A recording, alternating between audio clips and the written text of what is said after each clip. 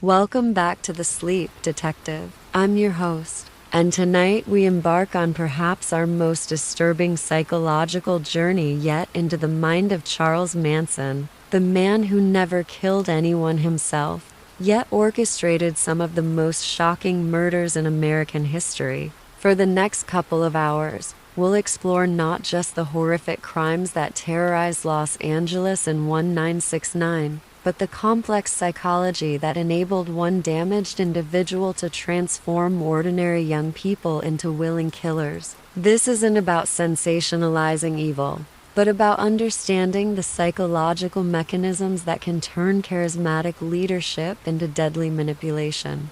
Before we begin this comprehensive exploration, I'd love to know, put in the comments where you're watching from and what time it is for you right now. There's something fascinating about how this content connects with night owls and deep thinkers around the world. If you find value in these detailed psychological journeys, subscribing helps us continue exploring the darkest corners of human psychology. Tonight's analysis will take us through the development of a master manipulator, the psychology of cult control, and the terrifying process by which normal individuals can be transformed into instruments of violence. We'll examine how childhood abandonment created a need for absolute control, how institutional psychology shaped a criminal mind, and how the counterculture of the 1960s provided the perfect environment for psychological predation.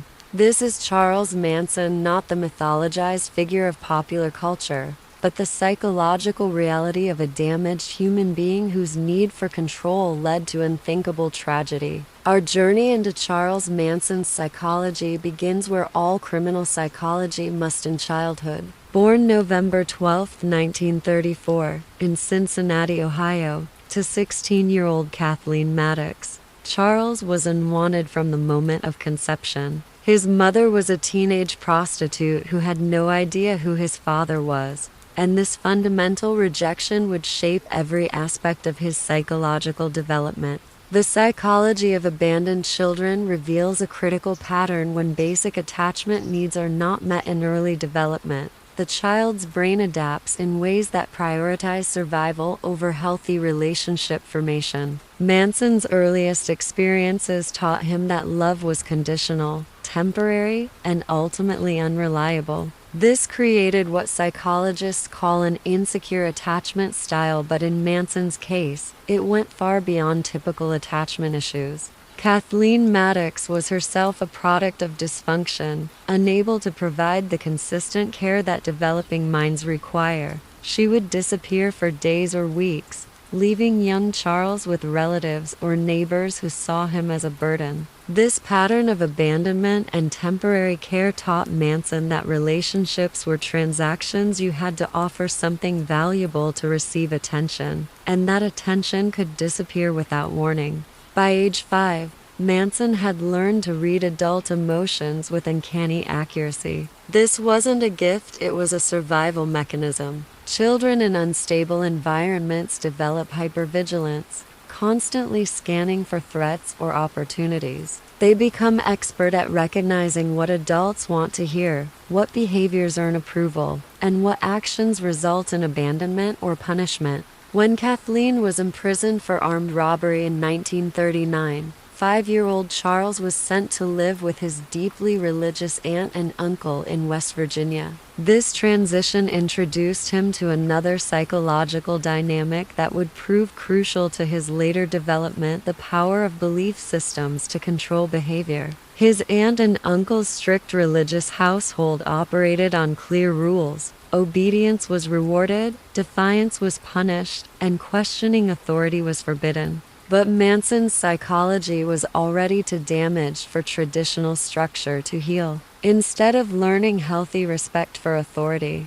he learned to manipulate religious expectations. He discovered that by appearing repentant, by using religious language, by seeming to embrace their values, he could earn temporary acceptance while secretly maintaining his emotional distance. This early mastery of religious manipulation would later prove crucial to his cult leadership. He learned that people desperately wanted to believe in something greater than themselves, and that by positioning himself as a conduit to that greater purpose, he could exercise enormous control over their behavior. The pattern continued when Kathleen was released from prison. She reclaimed Charles, but their relationship was marked by instability, neglect, and emotional volatility. She struggled with alcoholism and continued involvement in petty crime, creating an environment where young Charles learned that normal social rules didn't apply to him. By age 9,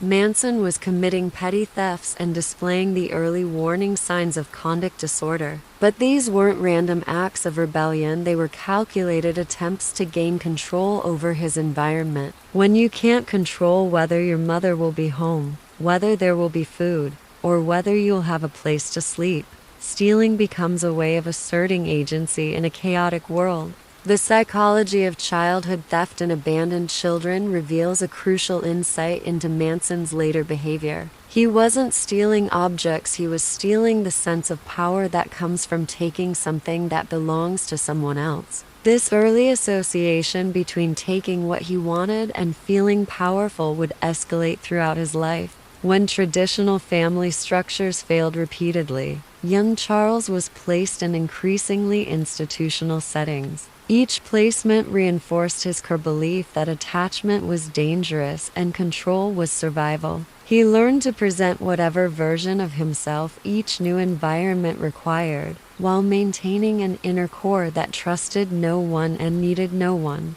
This psychological adaptation, the ability to become whatever others needed him to be while maintaining emotional distance, would later enable him to recruit and control followers with devastating effectiveness. He was learning to be a psychological chameleon, reflecting back to people, their own desires and needs while serving his own agenda. The neurological impact of chronic childhood trauma cannot be understated in understanding Manson's psychological development. Research shows that children who experience repeated abandonment and neglect develop altered brain chemistry, particularly in areas responsible for empathy, impulse control, and emotional regulation. Manson's brain was literally rewired by trauma to prioritize survival over connection.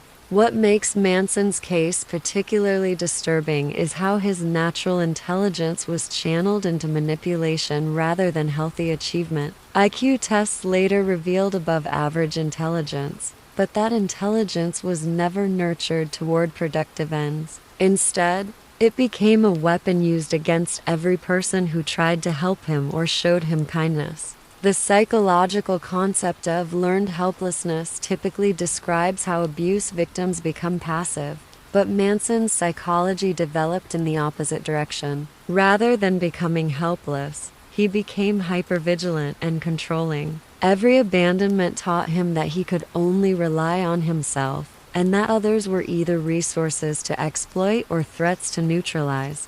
His early experiences with authority figures established a pattern that would persist throughout his life. Teachers, social workers, and foster parents all represented the same thing to young Manson: people with power over him who would ultimately abandon or betray him. This created a deep psychological need to reverse that dynamic, to become the one with power who could abandon and betray others. The development of what psychologists call reactive attachment disorder was clearly evident by Manson's 10th birthday. He had learned to form superficial relationships that served his immediate needs while maintaining complete emotional distance. This wasn't conscious strategy, it was unconscious psychological protection that became his fundamental approach to all human relationships. Religious manipulation became one of Manson's earliest and most effective tools because he recognized that spiritual beliefs tap into people's deepest psychological needs for meaning and belonging. His aunt and uncle's rigid Christianity taught him that religious language could be used to justify almost any behavior if framed correctly. The psychology of spiritual abuse is particularly insidious because it weaponizes people's highest aspirations against them. Manson learned that by claiming divine inspiration or spiritual authority, he He could make people doubt their own moral instincts and accept behaviors they would normally reject. His ability to quote scripture and use religious terminology wasn't evidence of genuine faith, it was evidence of his sophisticated understanding of how belief systems function as control mechanisms. He had learned to speak the language of salvation while serving the agenda of manipulation. The pattern of theft escalation in Manson's childhood reveals the psychology of criminal thinking development. Each successful theft reinforced his belief that taking what he wanted was not only acceptable but necessary for survival. The guilt that might stop other children from stealing was absent in Manson's psychology, replaced by a sense of entitlement born from abandonment. What distinguished Manson's early criminal behavior from typical juvenile delinquency was its calculated nature. While other children might steal impulsively or for peer approval, Manson stole strategically, targeting items that would provide maximum benefit with minimum risk. This wasn't random acting out, it was the beginning of a criminal career. The psychology of entitlement that developed during these years would later prove crucial to his ability to justify mass murder. If society had abandoned him, then society owed him whatever he could take. If people had hurt him, then hurting others was simply returning what he had received. Foster care placements during this period only reinforced Manson's growing belief that all relationships were temporary and exploitative. Each new family represented another opportunity to practice his manipulation skills while confirming his belief that genuine love and acceptance were myths used to control the naive. The psychological defense mechanism of identification with the aggressor began developing as Manson learned to model his behavior on the people who had hurt him. Rather than becoming a victim, he would become the victimizer. Rather than being abandoned, he would do the abandoning. This psychological reversal gave him a sense of control over his traumatic experiences. His interactions with other children during this period reveal early signs of the sadistic tendencies that would later characterize his adult relationships. Manson learned to derive pleasure from others' pain because causing pain gave him a sense of power that had been absent from his own experiences of being hurt. The development of grandiose thinking patterns was evident in how young Manson began to see himself as fundamentally different from other people. While other children had families and stability, he had freedom and knowledge of how the world really worked. This grandiosity served as psychological protection against feelings of worthlessness and abandonment. By age 10, Manson had experienced more betrayal, abandonment, and exploitation than many people experience in entire lifetimes. His psychology had adapted to survive this trauma, but those adaptations made healthy relationships impossible and set the stage for a lifetime of manipulating and victimizing others. The tragedy of Charles Manson's childhood is not just what was done to him, but how his natural intelligence and survival instincts were corrupted into tools for evil. The abandoned child had learned that the only safety came from being the most dangerous person in any room. At age 10, Charles Manson entered the Jabot School for Boys in Indiana, beginning a pattern of institutional living that would shape his psychology for the next decade. What many people don't understand about institutional environments is how they can accelerate the development of antisocial traits in already vulnerable individuals. The psychology of institutional hierarchies is brutal in its simplicity. You dominate or you're dominated. There's no middle ground, no family protection, no gradual learning of social skills. For a child like Manson, who had already learned that relationships were transactions and trust was dangerous, these institutions became graduate schools in manipulation and control.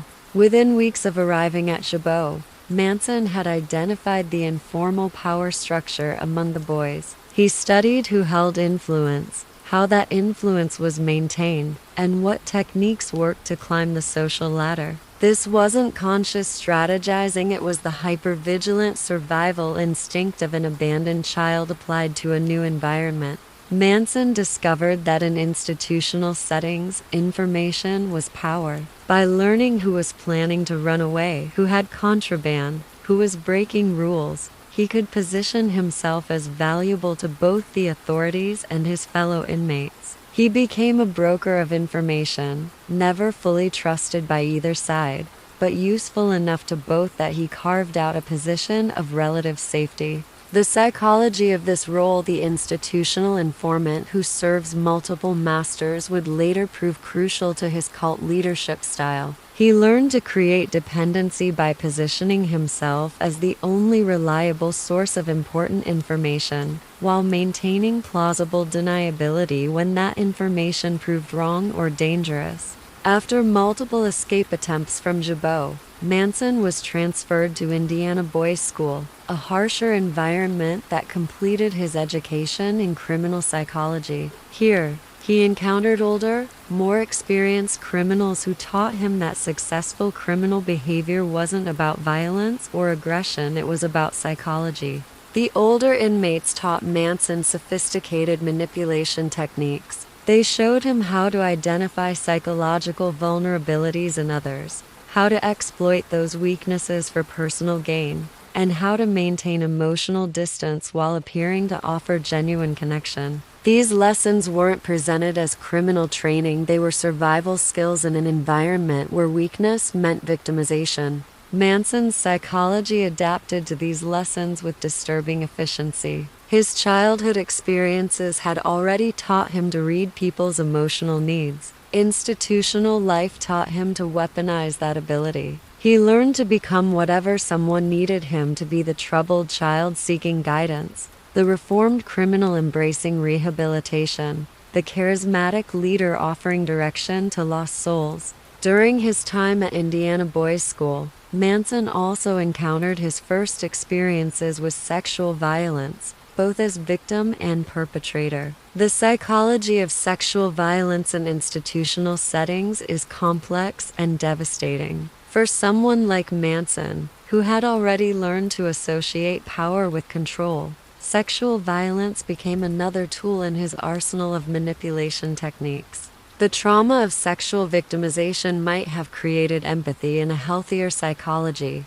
but Manson's damaged emotional development processed these experiences differently. Instead of learning compassion for other victims, he learned that sexual domination was another form of control, another way to establish dominance over others. When Manson was finally released at age 17, he had spent more of his life in institutions than in normal society. The psychology of institutional adaptation had completely replaced any possibility of healthy social development. He had learned to navigate complex hierarchies, to manipulate authority figures, and to maintain emotional control under pressure, but he had never learned genuine empathy, authentic relationship skills, or healthy conflict resolution. His first adult crimes reflected this institutional psychology. Rather than impulsive violence or random theft, Manson's criminal behavior was calculated and psychologically sophisticated. He targeted vulnerable individuals, established trust through careful manipulation, and extracted maximum benefit while minimizing personal risk. The car thefts and petty frauds that characterized his early adult criminal career weren't desperate attempts to survive, they were the actions of someone who had learned that normal social rules were for other people. Manson had developed what psychologists call criminal thinking patterns, cognitive distortions that justify antisocial behavior by reframing victims as deserving their fate and criminals as simply more honest about human nature. But perhaps most importantly, institutional life had taught Manson that the most powerful position wasn't at the top of the hierarchy, it was at the center of the information network. The person who controlled communication, who decided what information was shared and with whom, could manipulate entire groups without appearing to hold formal authority. This lesson would later prove devastating when applied to cult leadership. Manson learned to position himself not as a traditional authority figure giving orders, but as a mystical conduit through which important information flowed. By controlling the flow of information and interpretation, He could manipulate followers' behavior while maintaining the illusion that their choices were freely made.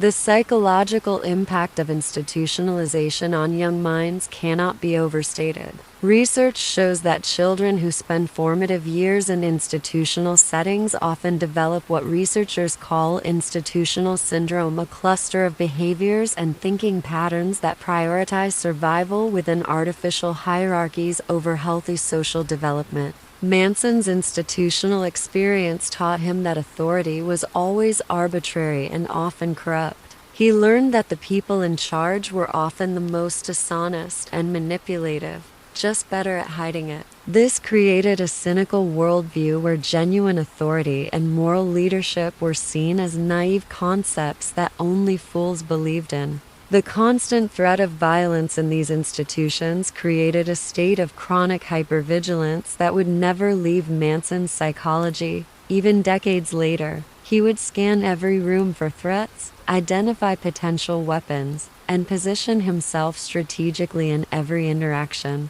This wasn't paranoia, it was the psychological adaptation of someone who had learned that violence could come from anywhere at any time. Manson's ability to form alliances with other inmates while maintaining emotional distance became one of his most dangerous skills. He learned to make people feel special and chosen while never actually caring about their welfare. These weren't friendships, they were strategic relationships designed to provide protection and advantage. The psychology of institutional friendship is fundamentally different from healthy relationships. In institutions, friends are resources to be used and discarded when they become liabilities. Loyalty is conditional and temporary. Trust is a luxury that can get you hurt or killed. Manson internalized these lessons so completely that he would never form a genuine friendship in his entire life. Sexual relationships in institutional settings taught Manson that intimacy was another form of power exchange. He learned to use sexual attraction and activity as tools for control rather than expressions of genuine affection.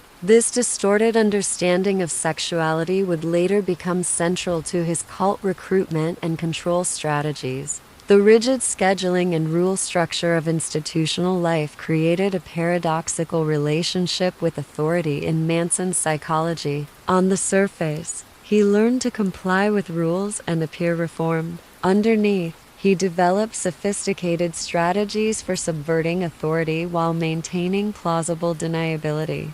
Educational opportunities in these institutions were limited and often used as additional control mechanisms. Manson learned to read and write adequately, but more importantly, he learned to use education as a tool for manipulation. He discovered that appearing intellectually curious could earn privileges and positive attention from authority figures. The psychology of institutional rehabilitation programs revealed another layer of manipulation opportunities. Manson learned to perform contrition and personal growth while privately viewing these programs as games to be won. He became expert at telling counselors and social workers exactly what they wanted to hear while maintaining complete emotional distance from the process. By his late teens, Manson had developed what psychologists recognize as severe antisocial personality disorder, but with sophisticated social skills that allowed him to function effectively in manipulative relationships. He could charm authority figures, intimidate rivals, and exploit vulnerable individuals with equal skill. The transition back to civilian society was psychologically jarring for someone whose entire adolescent development had occurred in institutional settings. Normal social interactions felt foreign and artificial. The complexity of civilian relationships, with their unspoken rules and genuine emotional content, seemed impossibly naive to someone trained in institutional survival. Manson's early adult relationships were characterized by the same patterns he had learned in institutions: identify what people wanted, provide just enough of it to maintain their usefulness, and discard them when they became inconvenient. He had learned to mimic human connection without ever experiencing it genuinely. The criminal thinking patterns developed during his institutional years would define his entire approach to life. Rules were obstacles to be circumvented rather than guidelines for behavior. Other people were resources to be exploited rather than individuals deserving respect. Society was a hostile environment to be conquered rather than a community to join. Perhaps most dangerously, Manson had learned that the most effective criminals were those who never appeared criminal. The inmates who thrived were those who could maintain facades of compliance and rehabilitation while pursuing their own agendas. This lesson would later enable him to recruit followers who never saw themselves as joining a criminal enterprise. The institutional psychology that shaped Manson's adolescence created a person who understood human nature at its most basic level: the drive for survival, the need for belonging, the fear of abandonment, but who had no genuine connection to the positive emotions that make civilization possible. By his early 20s, Charles Manson had developed a sophisticated understanding of institutional psychology, criminal thinking patterns, and manipulation techniques. The damaged child had become a professional predator, skilled at identifying and exploiting psychological vulnerabilities in others. The stage was set for something far more dangerous than petty crime.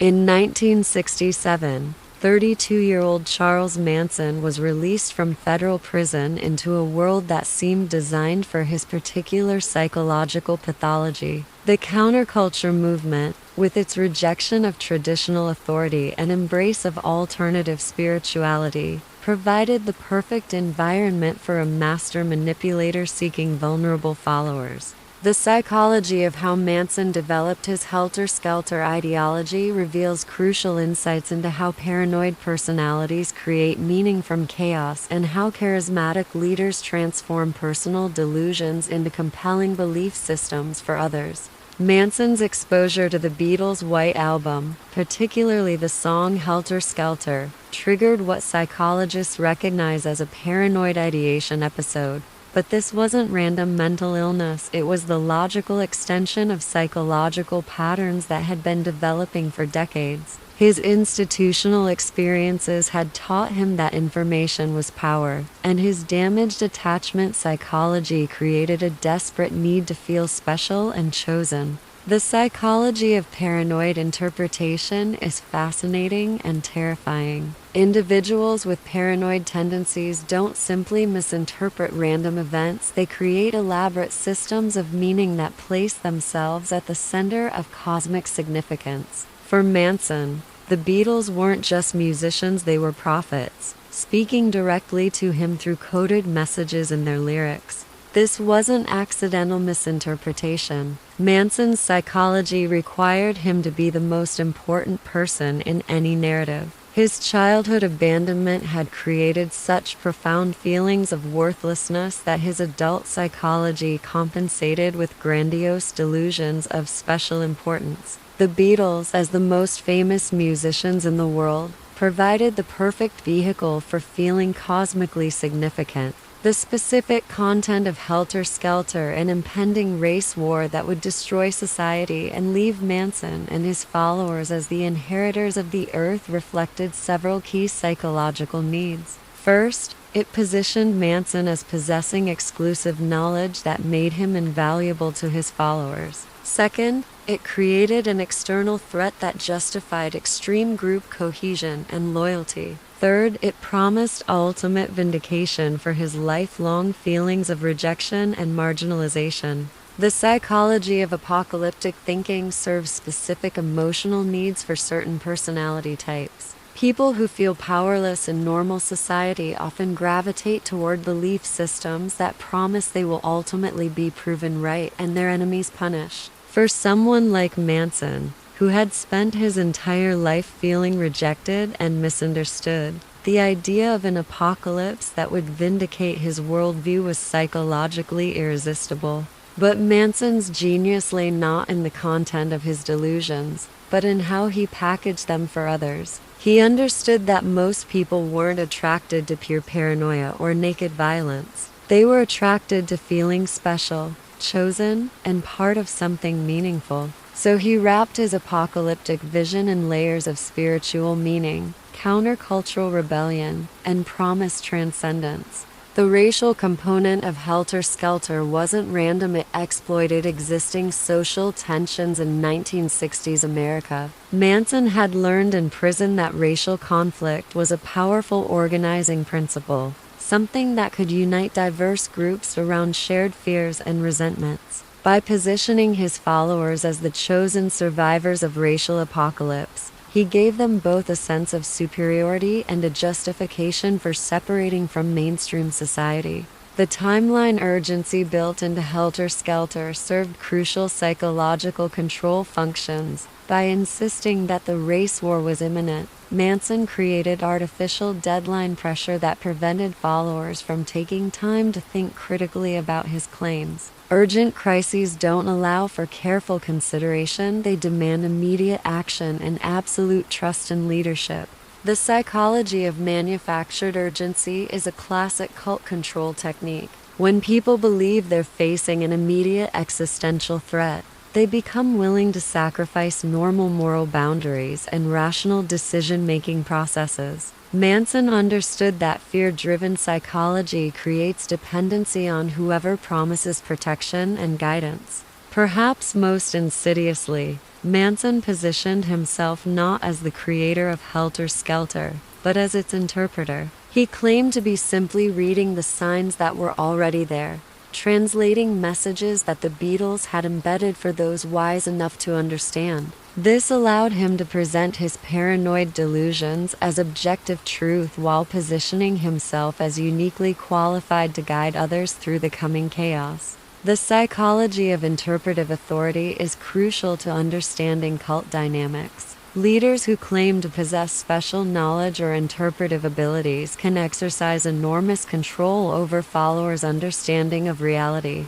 By making himself the sole reliable interpreter of cosmic messages, Manson ensured that followers would depend on him for understanding their own experiences. The evolution from personal paranoid delusion to group ideology also reveals how individual psychology can become collective pathology. Manson's damaged attachment psychology created specific needs to feel special, to control others, to punish a world that had rejected him. Helter Skelter provided a framework that transformed these personal psychological needs into a cosmic mission that could attract and control others. The geography of Helter Skelter was also psychologically significant. Manson claimed that he and his followers would survive the race war by hiding in a magical underground city beneath Death Valley. This promised refuge served multiple psychological functions. It provided hope for survival, justified separation from mainstream society, and created a shared goal that required absolute group unity.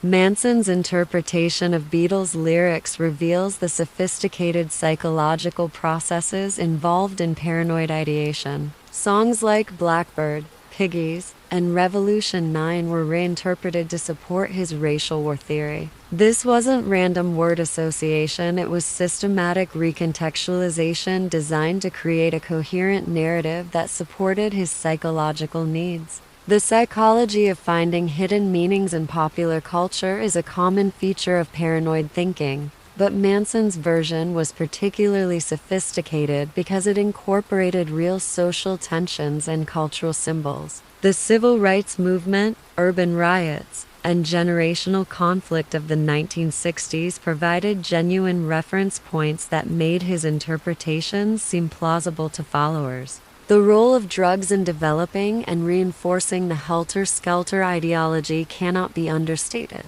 LSD and other psychedelics were used to create altered states of consciousness, where Manson's interpretations felt like profound revelations rather than delusional thinking. Shared drug experiences created artificial spiritual bonding around these beliefs. The neuroscience of psychedelic drugs reveals how they can be weaponized for psychological manipulation. These substances increase suggestibility while decreasing critical thinking abilities. They create feelings of cosmic significance and spiritual connection that can be directed toward whatever belief system is presented during the experience.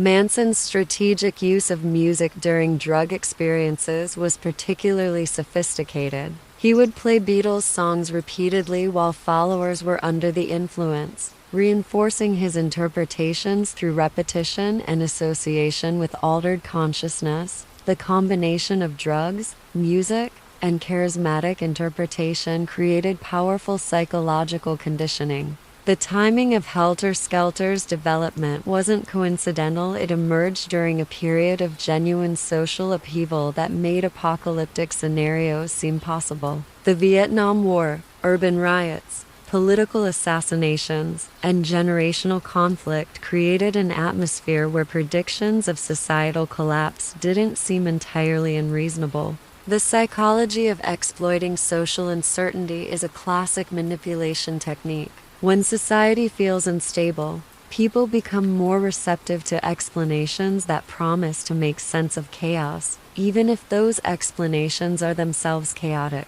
Manson understood that uncertain times create psychological hunger for certainty, even false certainty. The integration of countercultural symbols and language into Helter Skelter made the ideology feel relevant and rebellious to young followers. Manson appropriated concepts from Eastern spirituality, environmental activism, and anti-establishment politics, creating a belief system that felt like authentic rebellion rather than dangerous delusion. The psychology of ideological appropriation reveals how manipulative leaders steal credibility from legitimate movements to serve their own agendas. By wrapping his personal pathology in the language of social justice and spiritual awakening, Manson made his dangerous beliefs feel like expressions of higher consciousness. The role reversal promised in Helter Skelter, where the oppressed would become the oppressors and the rejected would inherit the earth, appealed specifically to followers who felt marginalized by mainstream society. This wasn't just prediction, it was wish fulfillment disguised as prophecy. The psychology of promise vindication is particularly powerful for people who feel victimized or misunderstood. The promise that they would ultimately be proven right and their enemies punished provided psychological compensation for current feelings of powerlessness and rejection. Manson's presentation of Helter Skelter as inevitable rather than desired created plausible deniability for the violence it would require. He positioned himself and his followers not as agents of destruction, but as witnesses and survivors of destruction that would happen regardless of their actions. The psychology of fatalistic thinking removes moral responsibility by presenting evil outcomes as predetermined. When people believe that terrible things are going to happen anyway, they become more willing to participate in making those things happen, because resistance feels futile and participation feels like acceptance of reality. The specific targeting of wealthy white victims in the Helter Skelter plan wasn't random. It was designed to inflame racial tensions by making the murders appear to be committed by black revolutionaries. This reveals the sophisticated understanding of social psychology and media manipulation that underlay Manson's planning.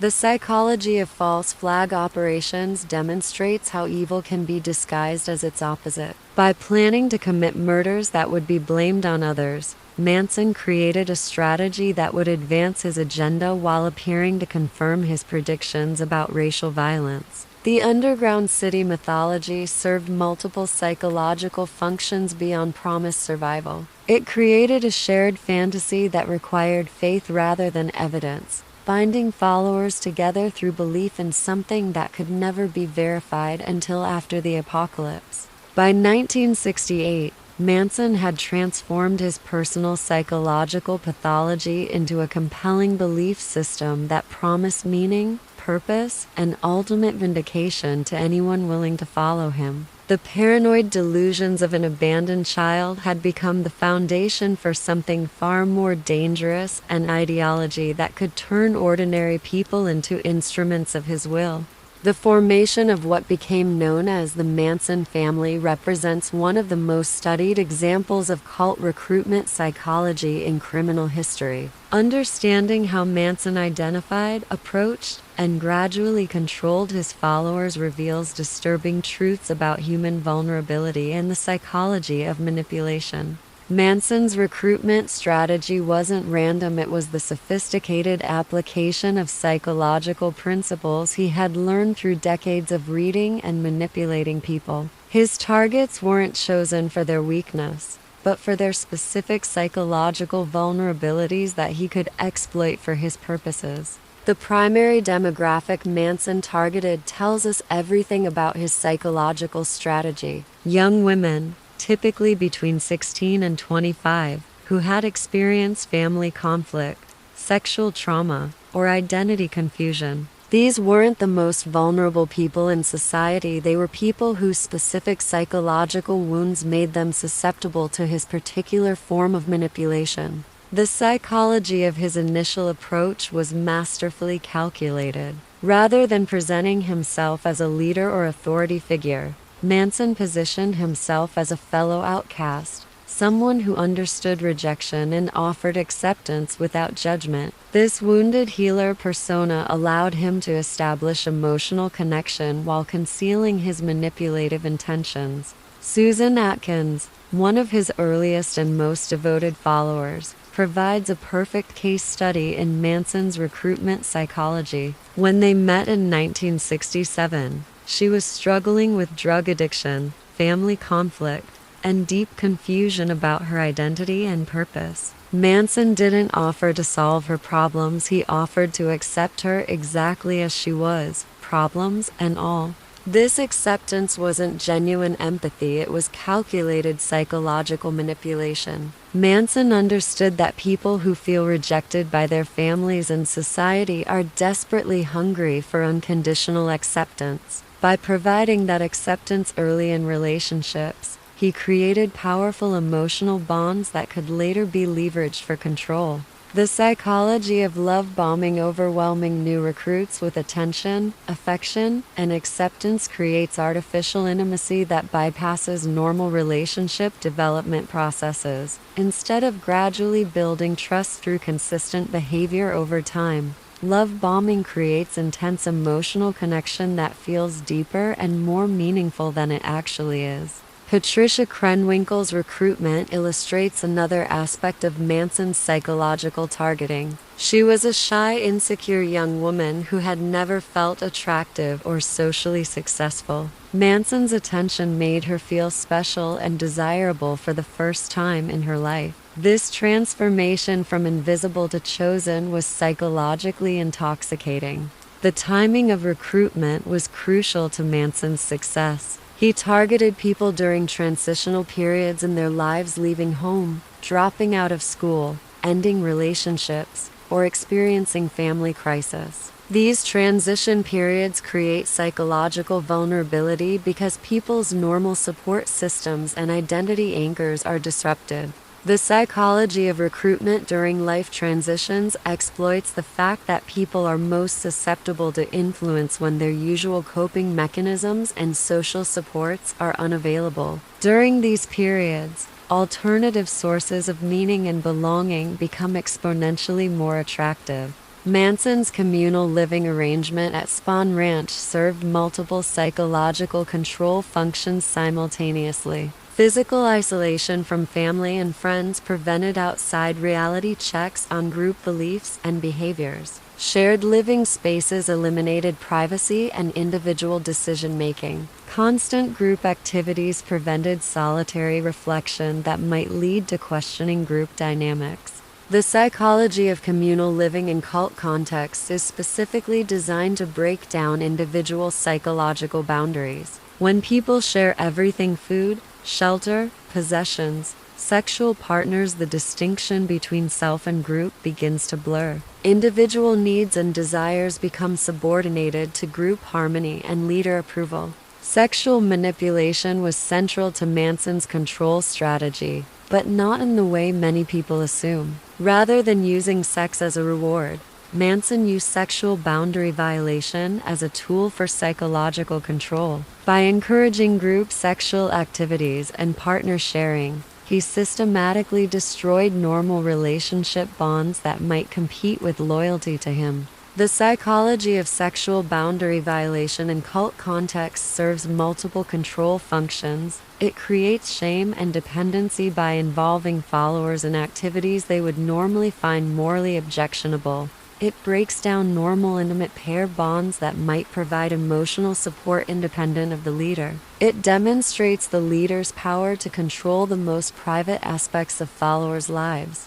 Lynette Fromm's Recruitment demonstrates how Manson exploited parental abandonment issues. Her father had essentially disowned her for her countercultural lifestyle, creating a void that Manson filled by positioning himself as the understanding father she had never had. This artificial family dynamic created profound psychological dependency. The psychology of replacing parental figures is particularly powerful because it exploits the deepest human needs for approval and belonging. When someone becomes a surrogate parent to an adult who never received adequate parenting, that person gains access to the primitive emotional needs that drive attachment behavior. Drug use played a crucial role in Manson's recruitment and control strategy. LSD and other psychedelic substances were used not just for recreation, but as tools for psychological manipulation. Shared drug experiences created artificial spiritual bonding and made followers more susceptible to suggestion and reality distortion. The psychology of drug-induced bonding is particularly insidious because it creates the illusion of profound spiritual connection while actually increasing psychological dependency. When people experience altered states of consciousness together, especially under the guidance of a charismatic leader, they often attribute mystical significance to experiences that are actually chemically induced. Manson's role during drug experiences was carefully calculated. He often abstained or took smaller doses while encouraging followers to consume larger amounts. This allowed him to maintain psychological control while others lost their capacity for critical thinking. He could plant ideas, create false memories, and reinforce group beliefs while followers were in highly suggestible states. The gradual escalation of commitment was perhaps Manson's most sophisticated psychological technique. New recruits weren't immediately asked to commit crimes or abandon their families. Instead, they were gradually led through a series of increasingly serious commitments, each of which seemed like a small step from the previous one. This process, known in psychology as foot-in-the-door technique, works by creating cognitive consistency pressure. Once people have made small commitments to a cause or leader, they feel psychological pressure to make larger commitments to maintain consistency with their previous choices. Each new commitment makes leaving more difficult because it would require admitting that all previous commitments were mistakes. The psychology of sunk cost bias also played a crucial role in maintaining follower loyalty. As recruits invested more time, energy, and identity in the group, leaving became psychologically more difficult because it would mean admitting that all their investment had been wasted. The more someone had sacrificed for the group, the more committed they became to believing the group was worthwhile. Mary Brunner's Recruitment illustrates how Manson exploited professional women seeking alternative lifestyles. As a university librarian, she represented stability and education, but she was also searching for meaning beyond conventional success. Manson positioned the family as offering authentic spiritual experience that her professional life lacked. The psychology of recruiting educated individuals requires different techniques than recruiting the obviously vulnerable. Manson had to present his group as intellectually sophisticated rather than simply emotionally supportive. He appropriated concepts from psychology, philosophy, and Eastern spirituality to create the illusion of depth and wisdom. Manson's creation of artificial family bonds was particularly psychologically sophisticated. He encouraged followers to call him father and each other brother and sister, creating the illusion of family intimacy without the historical foundation of actual family relationships. For young people estranged from their biological families, this artificial family structure filled desperate emotional needs while serving Manson's control agenda. The psychology of replacing biological family bonds with artificial cult family bonds is devastating in its effectiveness. Family loyalty is one of the strongest human motivations, and by positioning himself as the father of a chosen family,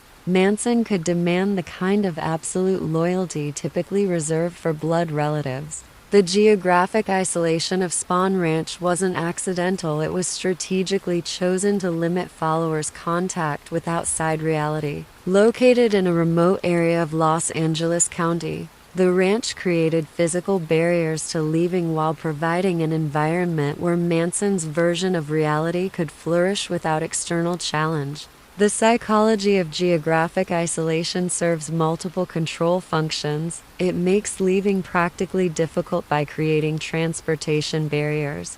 It eliminates casual contact with outsiders who might question group beliefs. It creates dependency on the group for basic survival needs. Most importantly, it makes the outside world feel foreign and threatening. The recruitment of men into the family required different psychological approaches than recruiting women. Men like Charles Watson and Bobby Beausoleil were attracted by the promise of sexual freedom, drug experiences, and rebellion against conventional masculinity. Manson positioned himself as offering a more authentic form of manhood than society provided. The psychology of recruiting males into female majority groups requires careful navigation of masculine identity issues. Manson had to make following him feel like an expression of strength rather than submission. He accomplished this by framing his leadership as spiritual guidance rather than traditional authority. The role of music in recruitment cannot be understated. Manson's guitar playing and songwriting created an atmosphere of artistic creativity and spiritual meaning that was particularly attractive to young people seeking alternatives to mainstream culture. Music became the soundtrack for transformation and bonding within the group. The psychology of musical bonding taps into primitive emotional responses that bypass rational analysis. Shared musical experiences create feelings of unity and transcendence that can be redirected toward group loyalty and leader worship. Music also provides a vehicle for transmitting beliefs and values in emotionally compelling ways. The timing of recruitment efforts followed predictable patterns related to social and psychological vulnerability. Manson was most active in recruiting during periods of social upheaval, when conventional institutions felt unstable and alternative communities seemed more attractive. The late 1960s provided an ideal environment for this type of recruitment. The psychology of recruiting during social chaos exploits the increased openness to alternative explanations and communities that occurs when established institutions appear to be failing. When society feels unstable, people become more willing to consider radical alternatives to conventional life paths. Financial dependency was gradually established through seemingly innocent sharing arrangements. Followers were encouraged to contribute their resources to the common good, creating economic ties that made leaving practically difficult. This wasn't presented as exploitation, but as spiritual advancement beyond materialistic concerns. The psychology of economic entanglement serves multiple control functions. It creates practical barriers to leaving by eliminating independent financial resources. It demonstrates commitment to group values. It creates guilt about considering departure because it would mean abandoning group members who had shared their resources. By 1968, Manson had assembled a group of approximately 25 devoted followers who had gradually surrendered their individual identities, family connections, financial independence, and moral autonomy. They weren't victims of sudden brainwashing, they were the products of sophisticated, gradual psychological manipulation that exploited their deepest emotional needs and vulnerabilities. The psychological control techniques employed by Charles Manson represent a masterclass in systematic human manipulation. Understanding these methods is crucial not just for comprehending how the family operated, but for recognizing similar patterns in other contexts where charismatic authority is used to exploit vulnerable individuals. Sleep deprivation was one of Manson's most effective control tools, though it was disguised as spiritual practice and communal bonding. The family's schedule involved staying awake for days at a time, engaging in group activities, drug experiences, and marathon discussion sessions. This wasn't random chaos, it was calculated psychological warfare. The neuroscience of sleep deprivation reveals why this technique is so effective for control purposes. When the brain is deprived of adequate rest, higher-order cognitive functions deteriorate rapidly. Critical thinking, moral reasoning, and independent decision-making all become impaired. Meanwhile, emotional volatility increases and susceptibility to suggestion skyrockets. Manson understood that exhausted people make poor decisions and are more likely to accept authority without question. By maintaining chronic sleep deprivation among his followers, he created a state of perpetual cognitive vulnerability that made resistance to his influence nearly impossible. The pattern of these sleepless sessions followed a deliberate structure. Followers would be kept awake through a combination of stimulant drugs, intense group discussions about Helter Skelter, sexual activities, and musical performances. The combination of physical exhaustion and emotional intensity created a trance-like state where Manson's suggestions felt like profound revelations. Nutritional control was another sophisticated manipulation technique. The family's diet consisted primarily of garbage salvaged from supermarket dumpsters, supplemented with whatever could be obtained through theft or charity. This wasn't poverty, it was deliberate deprivation designed to create physical and psychological dependency. The psychology of hunger creates several effects that serve authoritarian control. Malnourished individuals experience decreased cognitive function, increased emotional volatility, and heightened suggestibility. More importantly, when someone controls your access to food, they control your survival, creating profound psychological dependency that extends far beyond physical hunger. Manson positioned himself as the provider and distributor of whatever food was available, reinforcing his role as the person who determined whether followers ate or went hungry. This created a parent-child dynamic where adult followers became psychologically infantilized, dependent on his approval for their most basic survival needs. The irregularity of meals served additional psychological functions. Unpredictable feeding schedules create anxiety and hypervigilance around food availability. When people don't know when they'll eat next, they become more compliant and grateful for whatever sustenance they receive, regardless of its quality or the conditions attached to receiving it. Sexual manipulation was perhaps Manson's most psychologically devastating control technique. Rather than using sex as a simple reward system, he systematically destroyed normal sexual boundaries and intimate pair bonds that might compete with loyalty to him. The psychology of sexual boundary violation in cult contexts is complex and deeply damaging. By encouraging group sexual activities, partner sharing, and sexual contact between family members, Manson created an environment where normal relationship bonds couldn't form. Followers couldn't develop the kind of intimate partnerships that might provide emotional support independent of the group.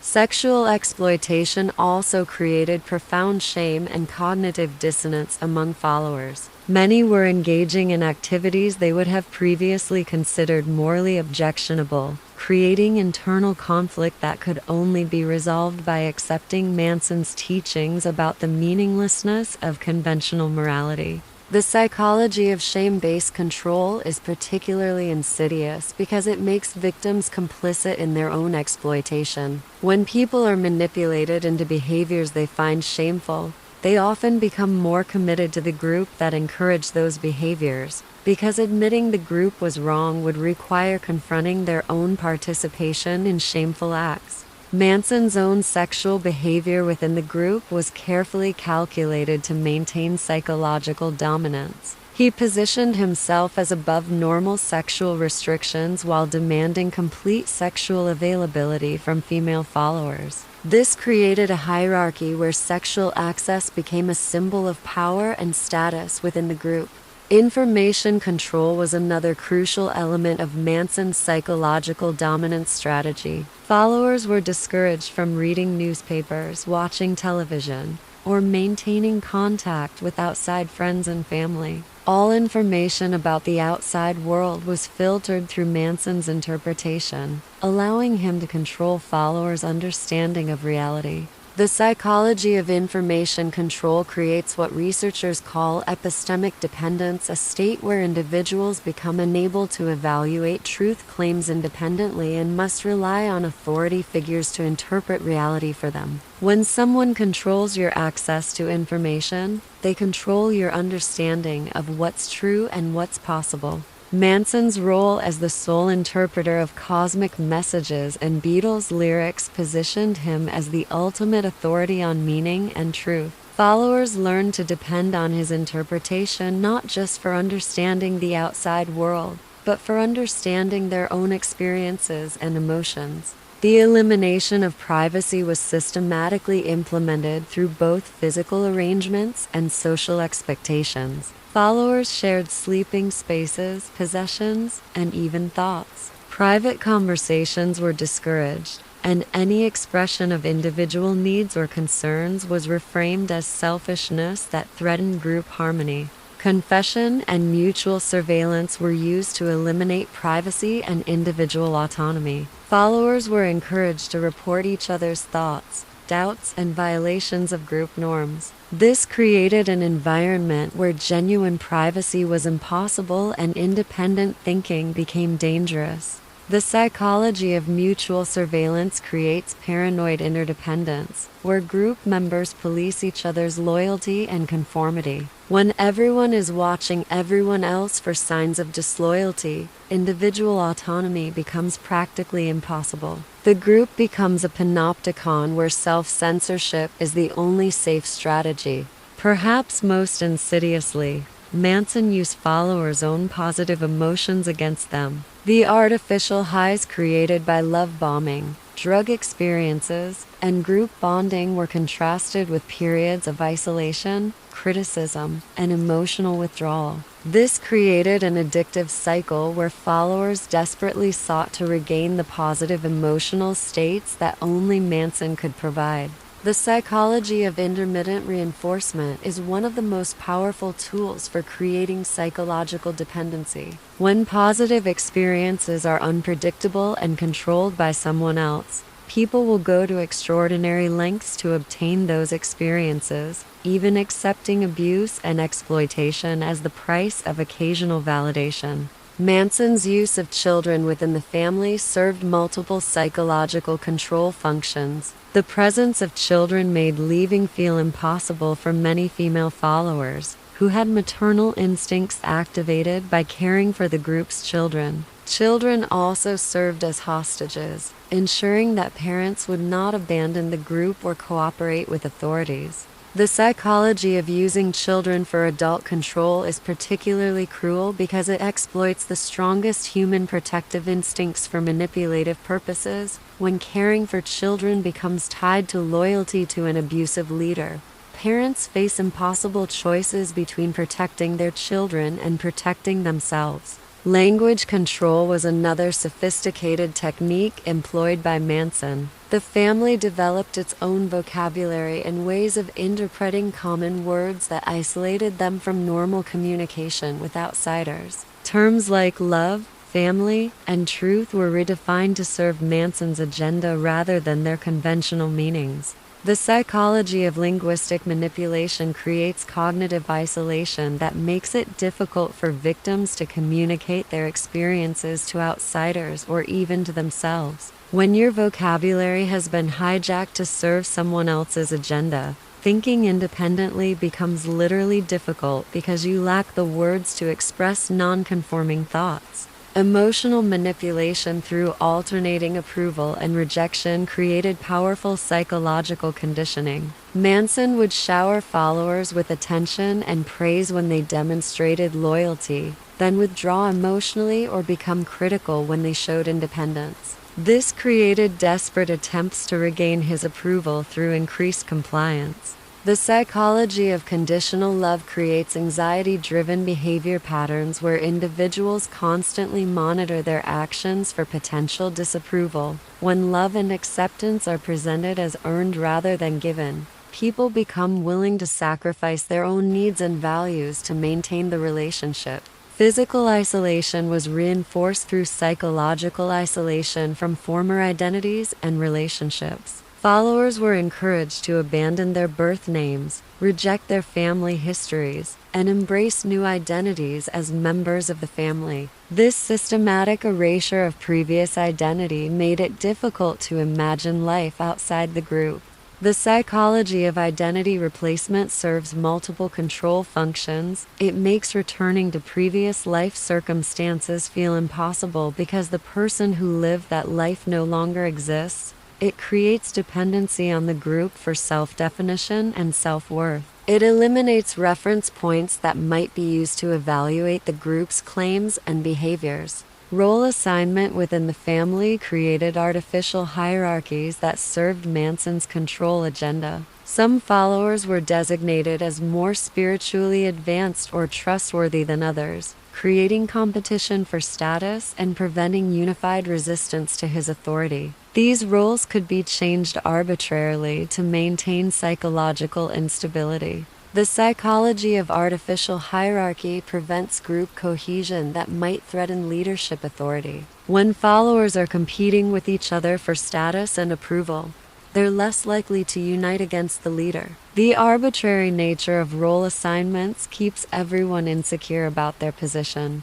Guilt and shame were systematically cultivated through impossible standards and constant criticism. Followers were taught that any resistance to Manson's will reveal spiritual inadequacy or selfish ego attachment. This created a psychological environment where compliance felt like virtue and resistance felt like moral failure. The psychology of manufactured guilt creates self-policing behavior where victims monitor and punish their own thoughts and feelings. When normal human responses like anger, fear, or doubt are reframed as spiritual failings, people learn to suppress these responses and feel guilty for having them. Physical comfort was systematically denied to create dependency and eliminate options. Followers slept on the ground, wore dirty clothes, and lived in primitive conditions that made the outside world seem impossibly luxurious and unattainable. This created learned helplessness about the possibility of independent survival.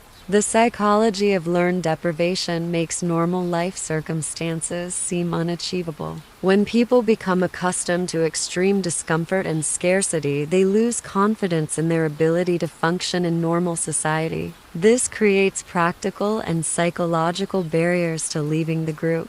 Time distortion was created through the elimination of normal schedules and routines. Without regular meal times, sleep schedules, or structured activities, followers lost track of days and weeks. This temporal disorientation made planning for the future difficult and increased dependence on the group for basic orientation. The psychology of temporal disorientation serves multiple control functions. It makes the outside world feel foreign and overwhelming. It prevents long-term planning that might lead to escape attempts. It creates dependency on the group for basic life structure and meaning. By 1969, Manson had created a psychological environment where independent thought was practically impossible, resistance was psychologically unbearable, and absolute loyalty to him felt like the only path to survival and belonging. His followers hadn't just been manipulated, they had been systematically reprogrammed to serve his will while believing they were acting freely.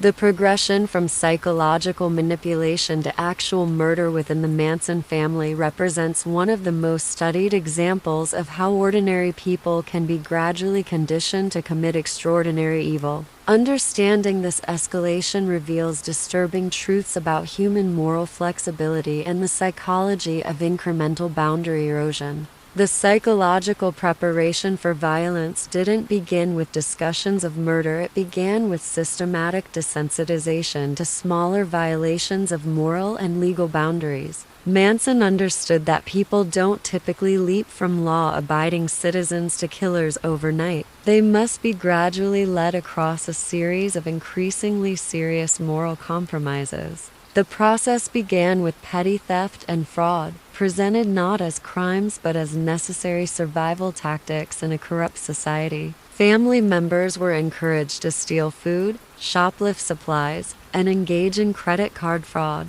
all justified as taking from a system that had already stolen from them. This wasn't random criminal activity, it was calculated moral boundary erosion. The psychology of moral disengagement reveals how people rationalize behavior that violates their ethical standards. Albert Bandura identified several cognitive mechanisms people use to make immoral behavior psychologically acceptable: moral justification, euphemistic labeling, advantageous comparison, displacement of responsibility, diffusion of responsibility, distortion of consequences, dehumanization, and attribution of blame. Manson systematically employed all these mechanisms to prepare his followers for increasingly serious crimes. Theft became liberation of resources from an unjust system. Violence became necessary defense against those who threatened the family's survival. Eventually, murder would become healing the world by eliminating those who perpetuated systemic evil. The escalation included increasing levels of physical violence that were normalized through group participation and ritual significance. Family members participated in brutal beatings of perceived enemies or traitors, with each person required to contribute to the violence. This served multiple psychological functions simultaneously.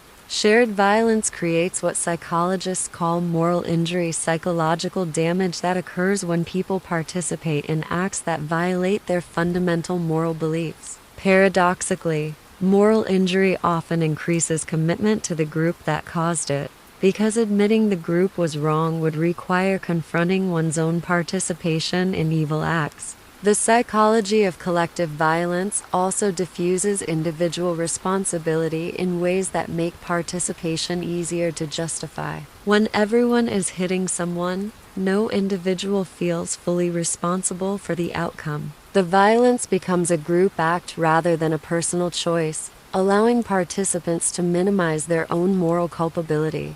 Manson's use of loyalty tests represented sophisticated psychological manipulation designed to identify which followers were capable of extreme violence. These tests began with relatively minor violations, stealing specific items, lying to family members, or engaging in sexual acts that violated personal boundaries. Gradually, the tests became more serious and more violent. The psychology of escalating loyalty tests works by creating what researchers call commitment escalation. Each test passed creates pressure to pass the next test to maintain consistency with previous choices. Refusing a test means admitting that all previous tests were mistakes, which becomes psychologically more difficult as the stakes increase. Perhaps most insidiously, Manson framed violence not as aggression but as love. Family members were taught that hurting people who threatened the group was actually an act of love for those people, because it would help them learn important spiritual lessons. Violence became reframed as education,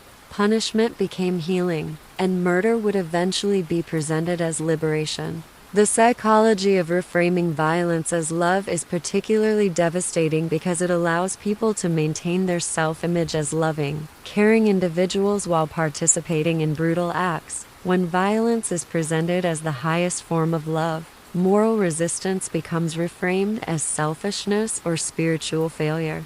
Drug-induced violence played a crucial role in the escalation process. Amphetamines and other stimulants were used to create artificial aggression and paranoia that made violence feel necessary and justified. Followers would be given large doses of stimulants while being told about threats to the family's safety, creating a psychological state where violence felt like appropriate self-defense. The neuroscience of stimulant-induced aggression reveals how drugs can be used to override normal inhibitions against violence. Amphetamines increase dopamine and norepinephrine activity in ways that enhance aggression while reducing empathy and moral reasoning. Under the influence of these drugs, violence can feel not just acceptable, but necessary and righteous. Manson's personal relationship with violence was complex and psychologically revealing. He rarely participated directly in physical violence, instead positioning himself as the spiritual authority who determined when violence was necessary, while others carried out the actual acts. This allowed him to maintain psychological distance from the consequences while exercising ultimate control over life and death decisions. The psychology of proxy violence serves several functions for manipulative leaders. It allows them to exercise ultimate power while maintaining plausible deniability. It creates dependency among followers who become morally compromised by their participation in violence while the leader remains clean. It also creates a hierarchy where the willingness to commit violence becomes a measure of spiritual advancement and leader approval. The role of competition for Manson's approval in escalating violence cannot be understated. Followers competed to demonstrate their loyalty and spiritual development by showing willingness to commit increasingly serious acts. Violence became a currency of approval in the family's psychological economy. The psychology of competitive violence is particularly dangerous because it creates an internal motivation for escalation that doesn't require external pressure. When violence becomes a way to demonstrate superior loyalty or spiritual advancement, followers may escalate beyond what leaders explicitly request in order to prove their worthiness. Fantasy rehearsal played a crucial role in preparing followers for actual violence. Family members would spend hours discussing hypothetical scenarios involving violence against enemies of the revolution. These discussions served as psychological rehearsals that made actual violence feel familiar and planned rather than spontaneous and shocking. The psychology of fantasy rehearsal reveals how imagination can be weaponized to prepare people for acts they would normally find unthinkable. By repeatedly visualizing and discussing violence, followers became psychologically familiar with the idea of killing, making the transition from fantasy to reality much easier when the time came. The specific targeting of pigs, Manson's term for establishment figures, police, and wealthy individuals, served to dehumanize potential victims before violence occurred. By reducing complex human beings to symbols of oppression, Manson made it psychologically easier for followers to commit violence against them. The psychology of dehumanization is one of the most reliable predictors of mass violence. When people are stripped of their individual humanity and reduced to symbols of hated groups or ideologies, normal empathetic responses are disabled. Killing a pig feels different from killing a person with a name, family, and individual story. Role-playing exercises were used to rehearse violent scenarios in seemingly playful contexts. Family members would act out raids, kidnappings, and murders as games or theatrical performances. This normalized violence by presenting it as entertainment while providing practical preparation for real crimes. The psychology of rehearsal through play exploits the brain's tendency to treat repeated behaviors as normal and acceptable. When violence is practiced in non-threatening contexts, it becomes familiar and routine rather than shocking and unthinkable. The transition from play acting to real violence becomes a smaller psychological step. Manson's manipulation of female followers' maternal instincts was particularly sophisticated. He convinced them that violence against the establishment was necessary to protect the children in the family and to create a better world for future generations. Maternal protection instincts were redirected toward supporting violence rather than preventing it. The psychology of weaponizing protective instincts reveals how even the most positive human emotions can be corrupted for evil purposes. When people believe that violence is necessary to protect those they love, they become capable of acts they would never consider for personal benefit or revenge. The timing of violent escalation was carefully coordinated with periods of maximum psychological vulnerability among followers. Violence was introduced during times of high stress, sleep deprivation, drug use, and emotional instability when normal moral reasoning was already compromised. The psychology of exploiting vulnerable states demonstrates how timing can be crucial to overcoming moral resistance. When people are already psychologically destabilized, they become more susceptible to suggestions that would normally be rejected. Introducing extreme ideas during vulnerable periods increases the likelihood of acceptance. The creation of artificial urgency around Helter Skelter provided psychological justification for accelerating the timeline toward violence. Manson claimed that the race war was beginning and that the family needed to trigger it immediately or risk being unprepared when it started. This manufactured crisis mentality made violent action feel necessary and time-sensitive. The psychology of artificial urgency eliminates the time for careful moral consideration that might prevent violent action. When people believe they're facing an immediate crisis, they become willing to take extreme actions they would reject if given time to think through the consequences. The elimination of escape routes was psychologically crucial to ensuring that followers would go through with violent acts once committed to them. By the time specific murder plans were made, followers had invested so much in the group and compromised themselves so thoroughly that backing out felt impossible.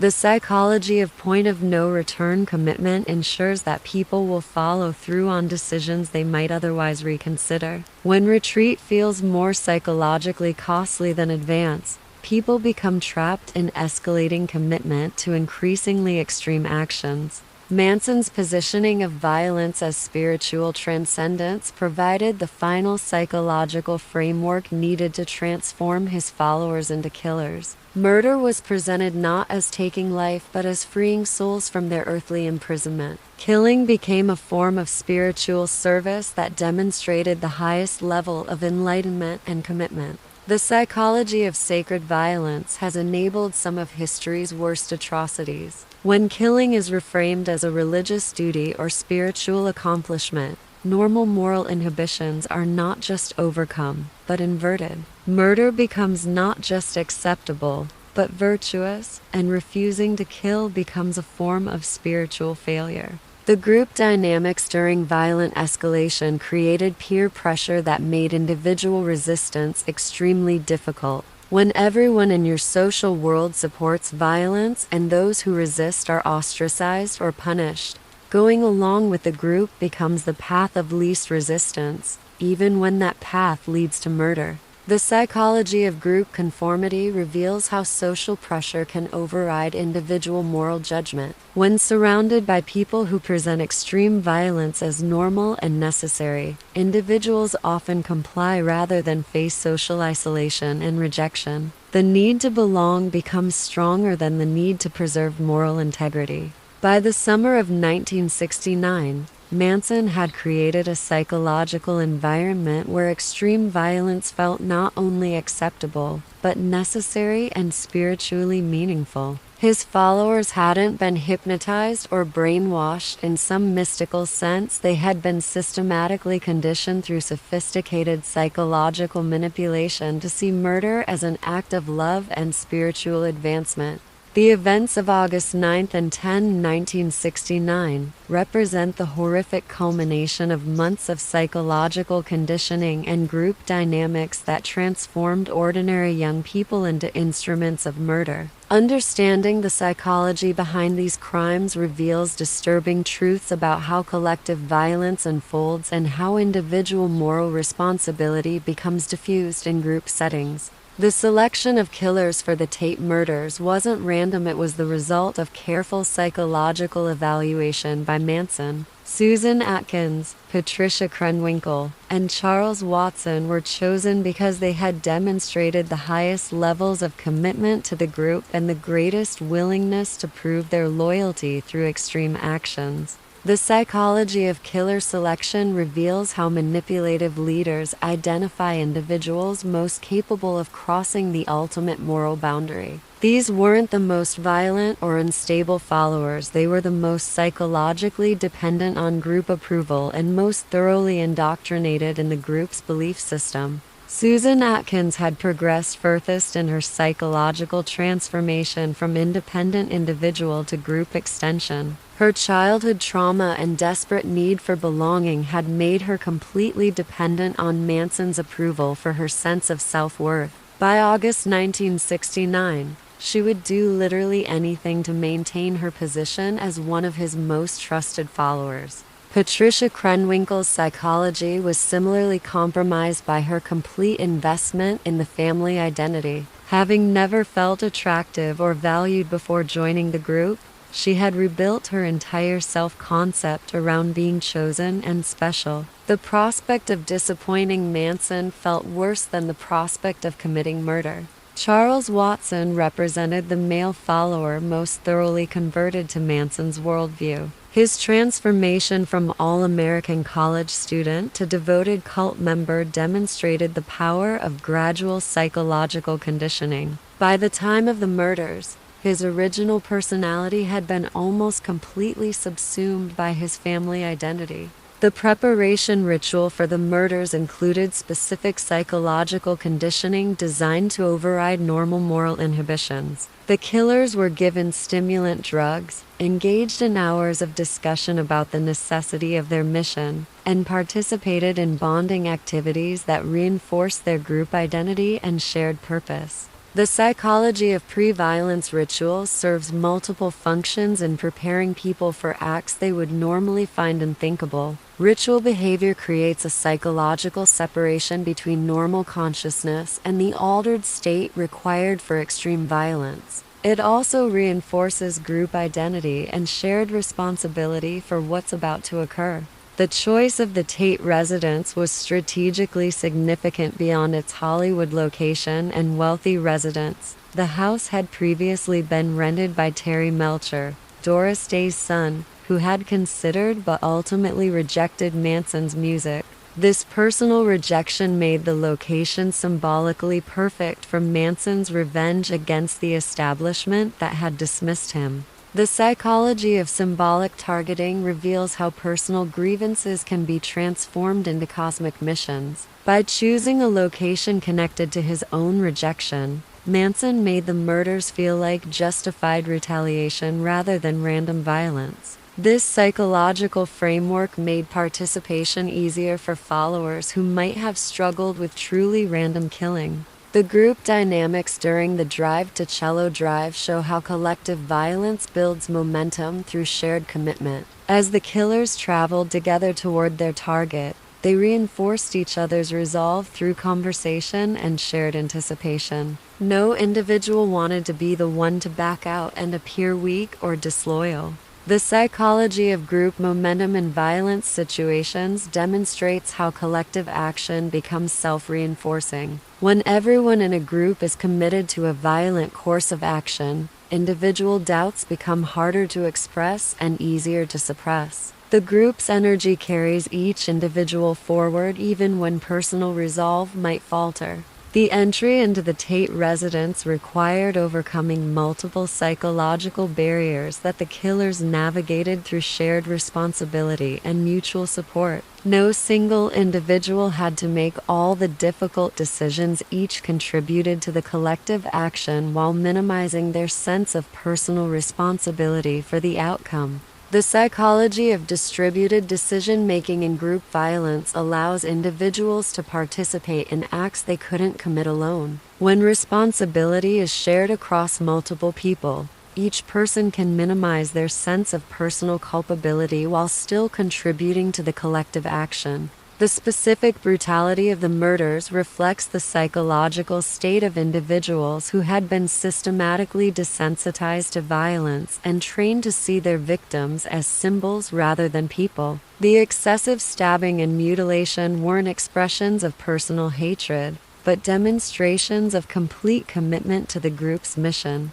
The psychology of symbolic violence explains how brutal acts can feel justified when victims are seen as representations of hated concepts rather than individual human beings. The killers weren't just murdering people, they were destroying symbols of the corrupt establishment that Manson had taught them to hate. Sharon Tate's pregnancy added an additional layer of psychological complexity to the murders. The killing of a pregnant woman represents the ultimate violation of natural protective instincts, requiring extraordinary psychological conditioning to overcome normal human responses to vulnerable life. The psychology of overriding protective instincts demonstrates how thoroughly the killer's normal human responses had been corrupted by their conditioning. The ability to murder a pregnant woman reveals the complete subordination of natural empathy to group ideology and leader approval.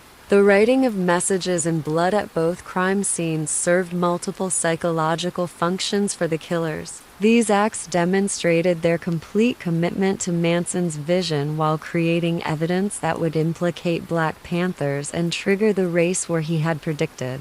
The psychology of ritualistic behavior during violence often serves to maintain psychological distance from the human reality of what's occurring. By focusing on symbolic acts like writing messages, killers can avoid fully confronting the fact that they're taking human lives. The ritual becomes more important than the reality. The return to Spawn Ranch after the Tate murders created a psychological need for validation and approval that would drive the LaBianca killings the following night. The killers needed Manson's confirmation that they had performed correctly and completely fulfilled their mission. The psychology of seeking approval after extreme violence reveals how group dynamics continue to operate even after the most serious moral boundaries have been crossed. The need for leader validation can drive escalating violence as followers seek to prove they've fully committed to the group's agenda. Manson's decision to accompany the killers to the LaBianca house the following night represented an escalation in his personal involvement that reflected his satisfaction with the previous night's results.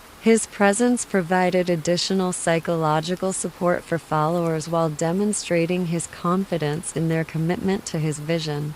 The psychology of leader participation in subsequent violence shows how successful extreme actions can increase rather than satisfy the need for continued demonstration of power and control. The Tate murders had proven the followers' complete loyalty, but they had also shown Manson the intoxicating reality of his power over life and death. The selection of the LaBianca house through random driving until Manson identified suitable victims demonstrates the escalation from targeted to arbitrary violence. This progression from symbolic targets to random victims shows how psychological barriers continue to erode once initial boundaries have been crossed. The psychology of escalating arbitrariness and violence reflects how crossing major moral boundaries makes subsequent violations easier. Once people have proven they can kill specific targets for ideological reasons, killing random victims for practical reasons becomes a smaller psychological step. The binding and terrorizing of Leno and Rosemary LaBianca before their murders served psychological functions beyond practical control. The extended nature of their suffering provided additional opportunities for the killers to demonstrate their commitment to Manson's vision and their complete abandonment of normal human empathy.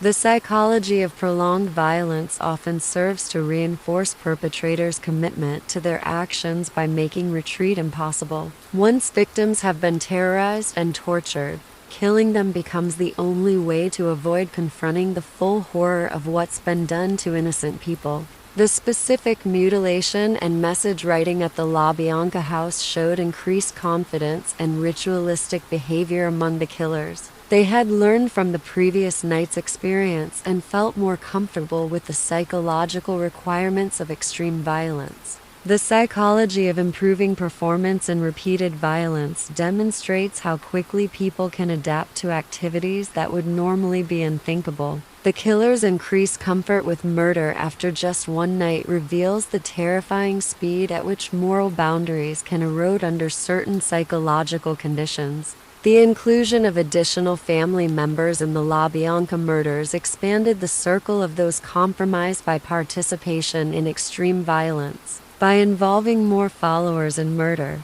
Manson ensured that more people were psychologically bound to the group through shared culpability.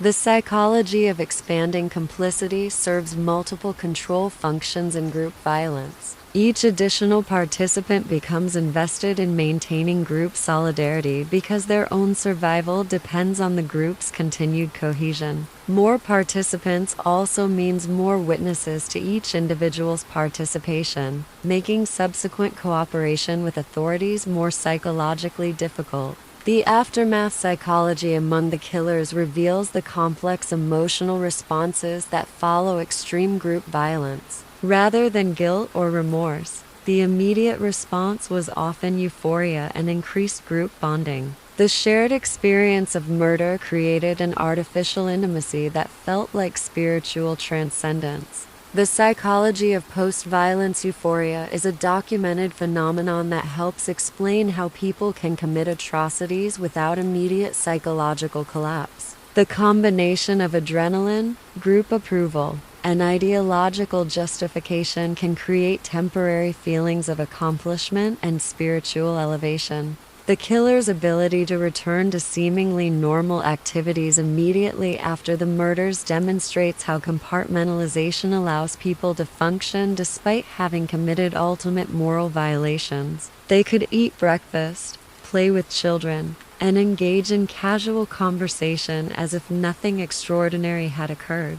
The psychology of compartmentalization in extreme violence shows how human consciousness can separate different aspects of experience to maintain psychological functioning. The ability to turn off awareness of what they had done allowed the killers to continue functioning within the group while avoiding immediate psychological breakdown. The group's collective memory of the murders would be shaped by Manson's interpretation of events rather than objective reality. He reframed the killings as spiritual accomplishments and proof of the family's readiness for Helter Skelter, preventing followers from developing guilt or seeking to distance themselves from the violence. The psychology of memory manipulation after group violence demonstrates how charismatic leaders control not just actions, but also the meaning assigned to those actions. By controlling how events are remembered and discussed, leaders can maintain follower loyalty even after the most extreme violations of human decency.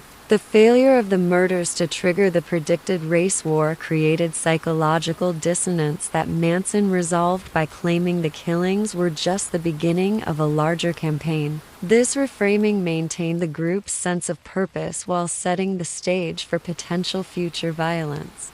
Charles Manson's behavior during his trial represents one of the most studied examples of how narcissistic personalities use legal proceedings as performance stages to maintain psychological control over followers while manipulating public perception. His courtroom antics weren't random outbursts, they were calculated psychological theater designed to serve multiple agendas simultaneously. The decision to represent himself legally wasn't based on confidence in his legal skills, but on his pathological need to control every aspect of his environment. Allowing lawyers to speak for him would have meant surrendering the spotlight and admitting that others possessed knowledge or authority he lacked, concepts fundamentally incompatible with his narcissistic psychology. Manson's opening statement to the court revealed his strategy of using the trial as a platform for spreading his ideology rather than mounting a conventional defense. He declared that he was already dead, that society was on trial rather than him, and that the proceedings were meaningless because the real judgment would come from Helter Skelter. The psychology of transforming victimhood into power was central to Manson's trial strategy. Rather than accepting the role of defendant, he positioned himself as a prophet, being persecuted for revealing uncomfortable truths about society. This reframing allowed him to maintain his sense of superiority while appearing to be the true victim of the proceedings. His physical appearance in court was carefully calculated to shock and provoke. The carved X on his forehead wasn't a spontaneous act of rebellion, but a sophisticated psychological manipulation designed to demonstrate his complete rejection of social norms while creating a powerful visual symbol for his followers to emulate. The psychology of self-mutilation as communication reveals how extreme personalities use their own bodies as canvases for broadcasting messages. The forehead carving served multiple functions. It dominated media coverage, demonstrated his commitment to his beliefs, provided a test of follower loyalty, and created a permanent mark of his rejection of conventional society. Manson's courtroom outbursts were timed and targeted to disrupt proceedings at moments when testimony threatened to undermine his control over the narrative. His interruptions weren't emotional reactions, but calculated interventions designed to prevent damaging information from being presented coherently to the jury. The psychology of strategic disruption in legal settings demonstrates how manipulative personalities use chaos as a control mechanism. By making normal proceedings impossible, Manson forced the court to respond to his agenda rather than following standard legal protocols, giving him a form of power even while restrained. His followers' mimicry of his courtroom behavior revealed the extent of psychological control he maintained even from custody. When he carved an X on his forehead, his female followers immediately did the same. When he disrupted proceedings, they followed suit. This synchronized behavior demonstrated that his influence transcended physical separation. The psychology of synchronized follower behavior in public settings serves multiple functions for cult leaders. It demonstrates continued control to both authorities and the public. It reinforces group identity among followers. It creates media spectacle that spreads the leader's message. Most importantly, it makes followers complicit in public defiance of authority. Manson's treatment of his co-defendants reveals his continued manipulation of those closest to him. Rather than coordinating a unified defense strategy, he positioned himself as their spiritual guide whose approval mattered more than legal outcomes. Their willingness to sacrifice legal advantage for his approval demonstrated his continued psychological dominance. The psychology of maintaining control over co-defendants during legal proceedings shows how manipulative leaders prioritize psychological dominance over practical outcomes. Manson was more concerned with proving his followers' continued loyalty than with achieving acquittal, revealing the narcissistic priorities that drove his behavior. His interactions with court-appointed attorneys demonstrated his pathological inability to accept help or acknowledge expertise in others. He viewed legal counsel not as advocates but as potential threats to his authority, leading to conflicts that undermined any possibility of effective representation. The psychology of rejecting professional help reveals how narcissistic personalities perceive assistance as threats to their self-image of omnipotence. Accepting legal advice would have required admitting that others possess knowledge he lacked, a concept fundamentally incompatible with his grandiose self-perception. Manson's use of the trial as a recruitment opportunity was evidenced by his cultivation of media attention and his careful presentation of himself as a countercultural prophet. He understood that the extensive coverage would reach potential followers who might be attracted to his message of rebellion against establishment authority.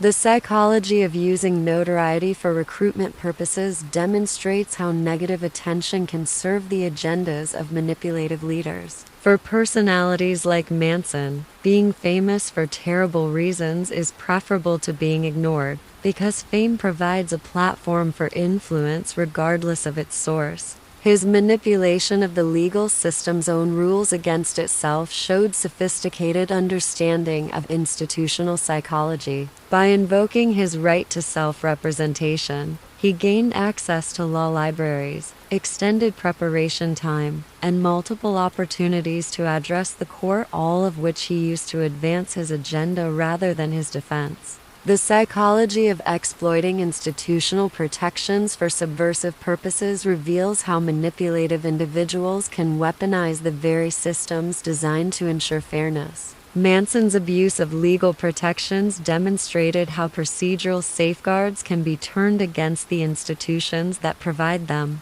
The family dynamics displayed in court revealed how deeply the psychological bonds between Manson and his followers had been forged. Despite facing potential death sentences, the female defendants seemed more concerned with maintaining his approval than with their own survival, a testament to the completeness of their psychological subjugation. The psychology of prioritizing leader approval over personal survival represents the ultimate victory of cult conditioning over normal human instincts. When followers are willing to die rather than disappoint their leader, it demonstrates the complete subordination of individual self-preservation to group identity. Manson's attempts to communicate with followers through coded courtroom behavior created a secondary layer of meaning in his actions that only initiated group members could fully understand. Hand gestures, facial expressions, and seemingly random statements carried messages that reinforced group cohesion and his continued leadership.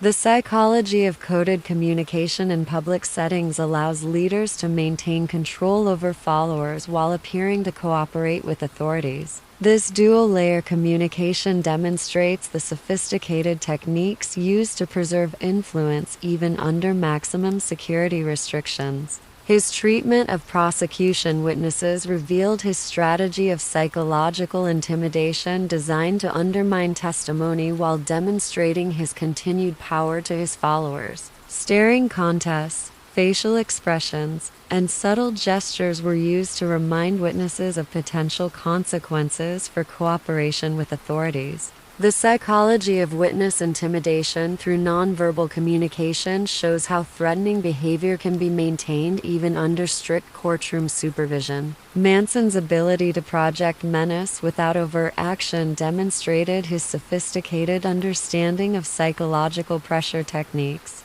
The contrast between his courtroom persona and his behavior in holding cells revealed the calculated nature of his public performance. Guards reported that he was often calm and rational in private, suggesting that his courtroom outbursts were strategic choices rather than genuine emotional reactions. The psychology of performative versus authentic behavior in legal settings demonstrates how manipulative personalities can maintain multiple personas simultaneously. Manson's ability to switch between chaotic and controlled behavior showed the calculated nature of his public image management. His reaction to prosecution evidence revealing the extent of his control over followers created a paradox where proof of his guilt also proved his power. Rather than denying his influence, he seemed to take pride in demonstrations of his psychological dominance, even when they supported conviction. The psychology of narcissistic pride and criminal influence reveals how certain personalities value proof of their power more than freedom from consequences. For Manson, having his control over others documented and recognized may have felt more important than avoiding conviction.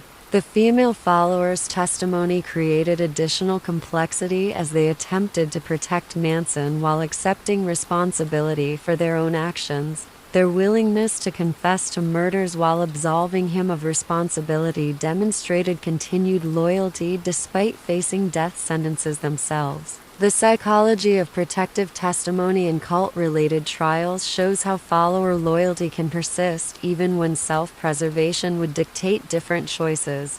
The female defendant's behavior revealed the enduring power of psychological conditioning even under extreme pressure. Manson's sentencing hearing provided his final opportunity to address the court directly, and his statement revealed the complete absence of remorse or acceptance of responsibility. Instead, he used the platform to reinforce his message that society was the true criminal and he was merely a mirror reflecting its evil back at itself. The psychology of using sentencing as a final manipulation demonstrates how narcissistic personalities maintain their worldview even when facing ultimate consequences. Rather than accepting responsibility, Manson used his final statement to reinforce his victim narrative and attempt to recruit sympathy. His prediction that his conviction would make him more influential than his freedom proved prophetically accurate. The trial had indeed transformed him from an obscure cult leader into a cultural symbol, providing him with the lasting notoriety he had always craved. The psychology of achieving immortality through infamy reveals how certain personalities view negative fame as preferable to obscurity. For Manson, becoming a household name associated with evil was a form of success that satisfied his pathological need for significance. The impact of the trial on his remaining followers created a crisis of faith that some resolved by increased devotion, while others finally broke free from his influence. The stark reality of facing execution for following his guidance forced followers to confront the true costs of their loyalty. The psychology of follower responses to leader conviction demonstrates how extreme circumstances can either strengthen or shatter cult loyalty. Some followers interpreted his conviction as martyrdom that proved his spiritual significance, while others recognized it as evidence of his manipulation and deception. The media circus surrounding the trial provided Manson with exactly the kind of attention his psychology craved, transforming him from a failed musician and petty criminal into one of the most recognizable faces of evil in American culture. This transformation represented the ultimate validation of his grandiose self-perception. The psychology of achieving significance through notoriety shows how media attention can inadvertently reward the very behaviors it claims to condemn. Manson's trial provided him with a global platform that he could never have achieved through conventional means, satisfying his desperate need to be seen as important and influential. Charles Manson's nearly 5 decades in prison following his conviction represents a unique case study in how dangerous personalities adapt to permanent confinement while maintaining psychological influence over followers and continuing to manipulate public perception. His prison years revealed the persistence of his core psychological patterns even under maximum security restrictions. The transition from county jail to state prison required significant psychological adaptation, but Manson's institutional experience from his youth served him well. Unlike many inmates who struggle with the loss of freedom, Manson had spent more of his life in institutions than in normal society, making prison feel like a return to familiar territory rather than punishment. Manson's initial placement in maximum security isolation was designed to prevent him from recruiting followers among the general prison population, but it also provided him with exactly the kind of special treatment that fed his narcissistic need to be seen as uniquely dangerous and important. The psychology of solitary confinement affects different personality types in dramatically different ways. While most inmates experience severe psychological deterioration in isolation, Manson seemed to thrive on the attention and special status it provided. His narcissistic psychology transformed punishment into validation of his significance. His adaptation to prison hierarchy demonstrated the same manipulation skills he had used in his youth, but now applied with decades of additional experience in reading and controlling people. He quickly identified which guards could be charmed, which inmates could be useful, and which administrators might be susceptible to his particular form of psychological manipulation. The psychology of institutional adaptation in dangerous personalities reveals how quickly they can establish influence even in highly controlled environments. Manson's ability to create informal power networks within prison demonstrated that physical restraint doesn't necessarily eliminate psychological influence.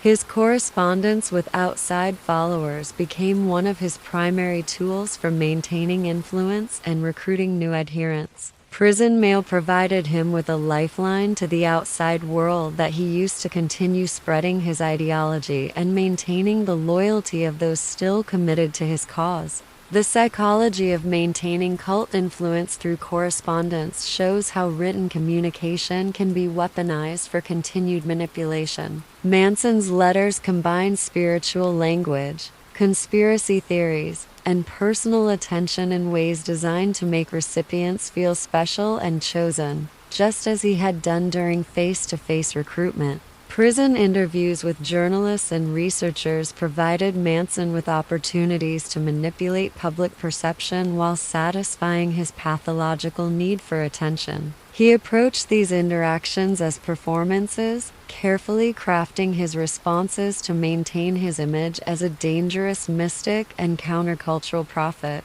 The psychology of media manipulation from prison demonstrates how narcissistic personalities can transform even negative attention into sources of psychological gratification. Each interview reinforced Manson's sense of importance and provided him with platforms to spread his message to potential new followers. His treatment of fellow inmates revealed the same patterns of manipulation he had used on his family members. He would identify vulnerable individuals, offer them protection or guidance, and gradually draw them into relationships where they became dependent on his approval and afraid of his rejection. The psychology of prison recruitment follows similar patterns to cult recruitment in free society, but with additional elements of physical danger and survival anxiety. Inmates facing threats from other prisoners become particularly susceptible to offers of protection and belonging from charismatic figures like Manson.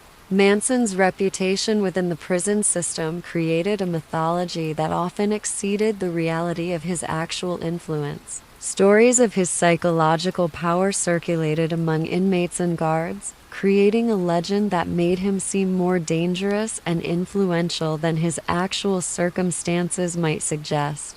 The psychology of institutional mythology demonstrates how reputations can become self-reinforcing within closed systems. As Manson's legend grew, it attracted both fearful respect and curious interest that provided him with exactly the kind of attention his psychology required to maintain his sense of significance. His manipulation of the parole process revealed his continued ability to read and exploit institutional psychology. He understood that appearing rehabilitated might actually work against him by reducing his special status, so he crafted his parole hearing performances to ensure continued incarceration while maintaining his image as unrepentantly dangerous. The psychology of preferring incarceration to release seems counterintuitive.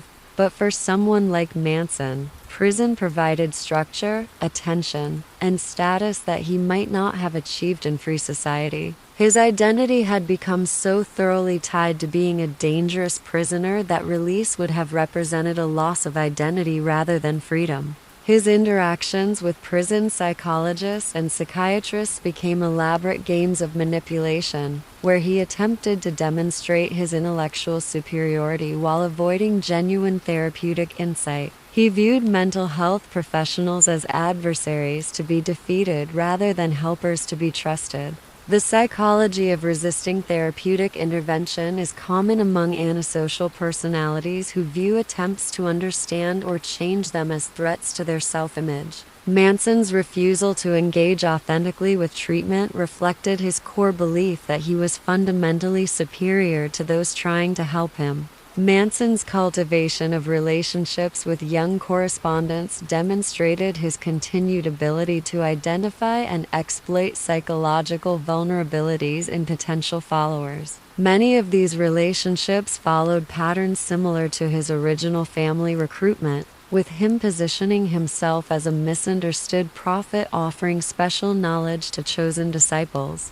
The psychology of long-distance manipulation through correspondence requires different techniques than face-to-face control, but can be equally effective with vulnerable individuals. Manson's letters combine personal attention, philosophical complexity, and implied special knowledge in ways designed to create psychological dependency among recipients.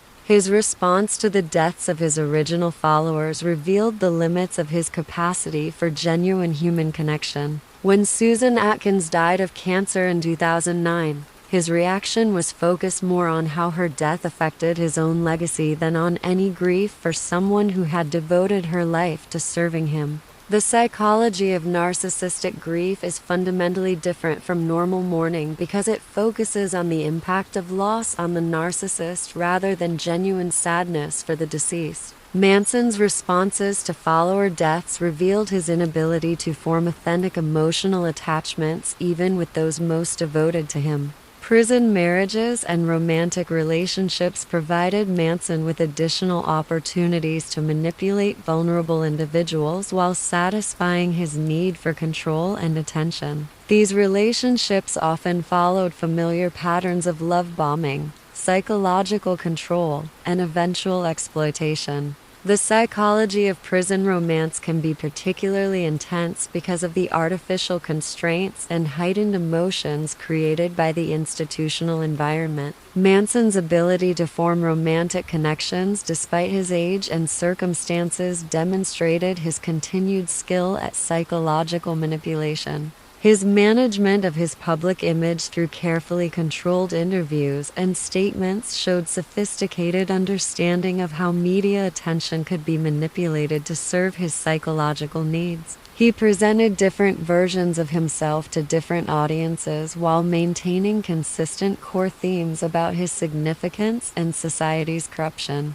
The psychology of image management from prison requires careful balance between maintaining dangerous reputation and avoiding additional legal consequences. Manson's public statements walk this line by suggesting his continued influence while stopping short of explicitly encouraging violence. The evolution of his appearance over decades in prison served as a form of nonverbal communication about his psychological state and continued rejection of social norms. His wild hair, facial hair, and carved swastika became visual symbols that reinforced his image as an unrepentant enemy of conventional society. The psychology of appearance as rebellion demonstrates how physical presentation can be weaponized to communicate defiance and maintain identity even under restrictive circumstances. Manson's appearance became part of his brand, reinforcing his image as someone who had completely rejected mainstream values.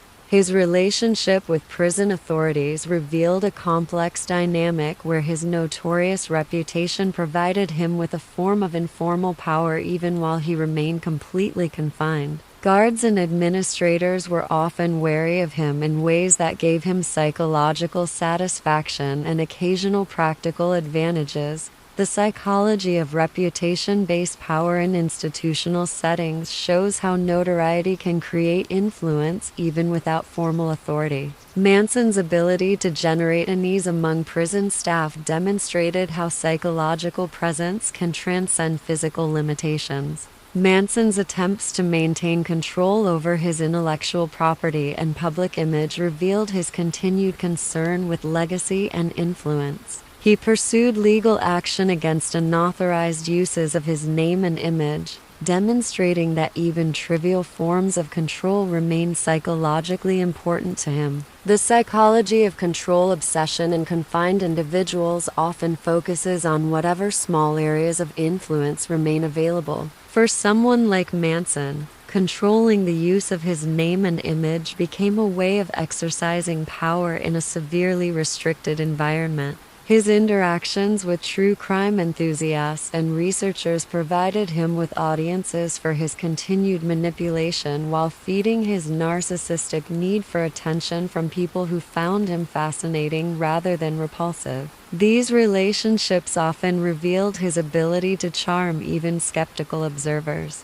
The psychology of fascination with evil creates opportunities for continued manipulation by dangerous personalities. Manson's ability to attract interest from researchers, writers, and tourists demonstrated how intellectual curiosity about criminal behavior can be exploited by those being studied.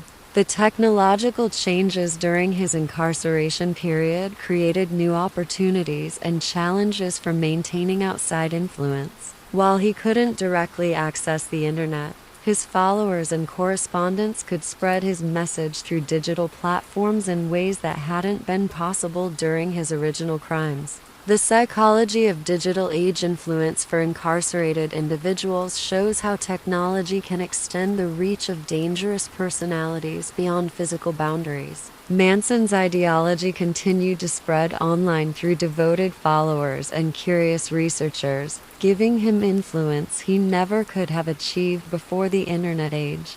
His health decline in later years provided him with additional opportunities for manipulation as he used medical issues to generate sympathy, attention, and special treatment. Even physical vulnerability became a tool for psychological manipulation in his skilled hands. The psychology of weaponizing vulnerability demonstrates how even genuine suffering can be used for manipulative purposes by certain personalities. Manson's ability to extract advantage from his declining health showed the persistence of his manipulative instincts even as his physical capabilities diminished. Prison provided Manson with exactly the kind of structured environment where his psychological patterns could persist indefinitely without the external pressures that might have forced change or growth. The institutional setting enabled his pathology rather than challenging it, allowing him to maintain his core identity as a dangerous and significant figure until his death in 2017.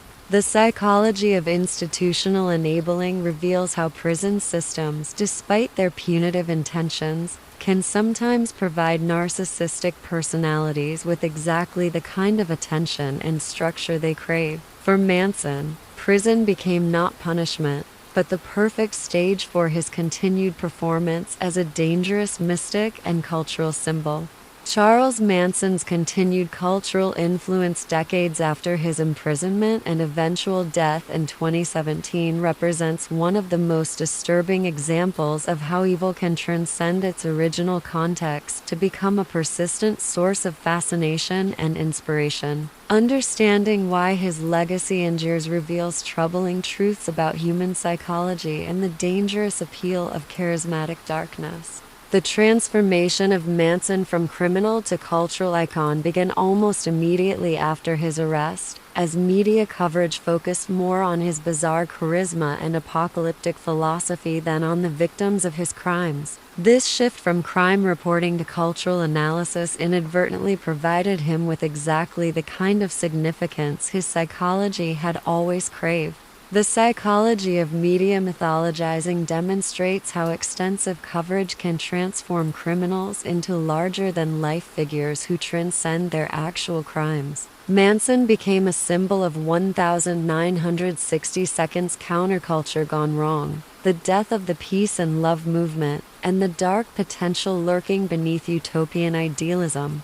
His penetration into popular culture through books, films, documentaries, and music created multiple entry points for new generations to discover his story and potentially his appeal. Each retelling of his crimes risked glamorizing his charisma while minimizing the horror experienced by his victims. The psychology of cultural recycling of criminal narratives shows how stories of evil can become entertainment that desensitizes audiences to the reality of violence while potentially inspiring copycat behavior. Manson's story became a template for understanding cult dynamics and charismatic evil that influenced how similar cases were perceived and reported.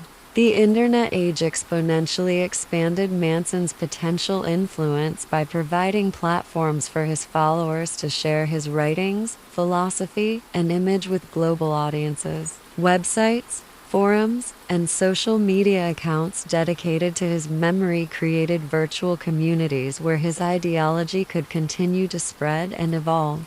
The psychology of digital immortality for dangerous personalities reveals how technology can preserve and amplify toxic influences long after their creators are gone. Manson's ideas continue to circulate online, reaching vulnerable individuals who might be susceptible to his particular brand of nihilistic rebellion and conspiracy thinking. His influence on subsequent cult leaders and mass killers demonstrates the dangerous template he provided for how charismatic manipulation could be used to turn followers into instruments of violence. Multiple criminal cases have shown direct inspiration from Manson's methods and philosophy. The psychology of criminal inspiration through media exposure highlights the risk that extensive coverage of evil acts can provide blueprints for future criminals. Manson's detailed psychological manipulation techniques became widely known through books and documentaries, potentially educating would-be cult leaders in effective control methods. The romanticization of Manson by certain subcultures reveals the persistent appeal of rebellion and authenticity that his image represents to people who feel alienated from mainstream society.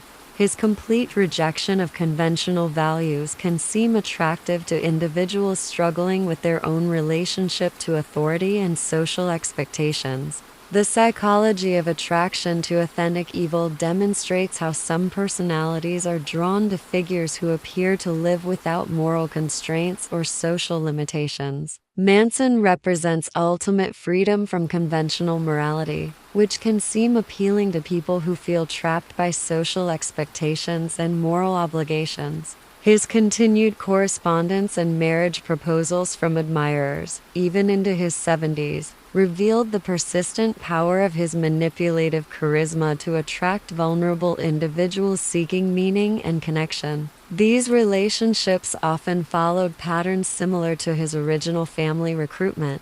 The psychology of attraction to incarcerated criminals, particularly those convicted of violent crimes, involves complex factors, including the appeal of forbidden relationships, the safety of loving someone who can't physically threaten you, and the narcissistic gratification of believing you can understand or redeem someone everyone else fears.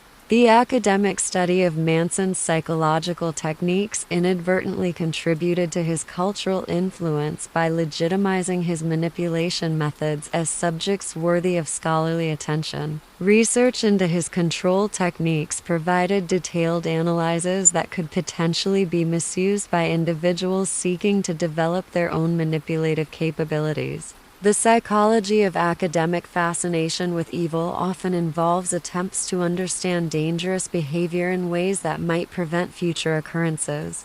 But this research can also provide roadmaps for those seeking to emulate rather than prevent harmful behavior. The detailed study of Manson's methods created an educational resource for potential manipulators.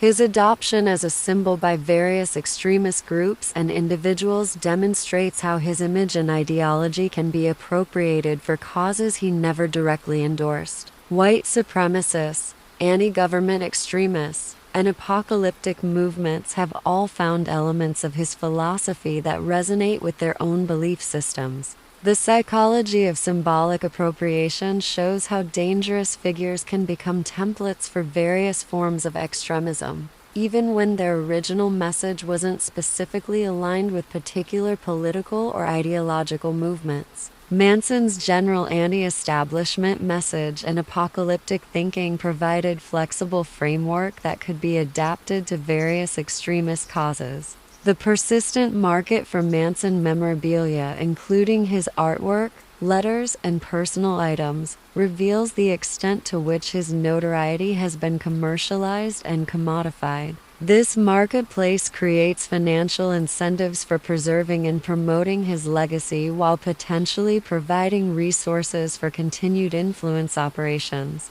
The psychology of collecting criminal memorabilia involves complex motivations, including the thrill of owning forbidden objects, the desire to understand evil through physical connection, and the investment potential of items connected to famous criminals. This market inadvertently supports the continued prominence of figures like Manson. His influence on popular music extends far beyond the Beatles' connection that originally inspired his crimes. Numerous musicians have referenced, sampled, or been inspired by his story, creating additional pathways for his influence to reach new audiences through artistic expression.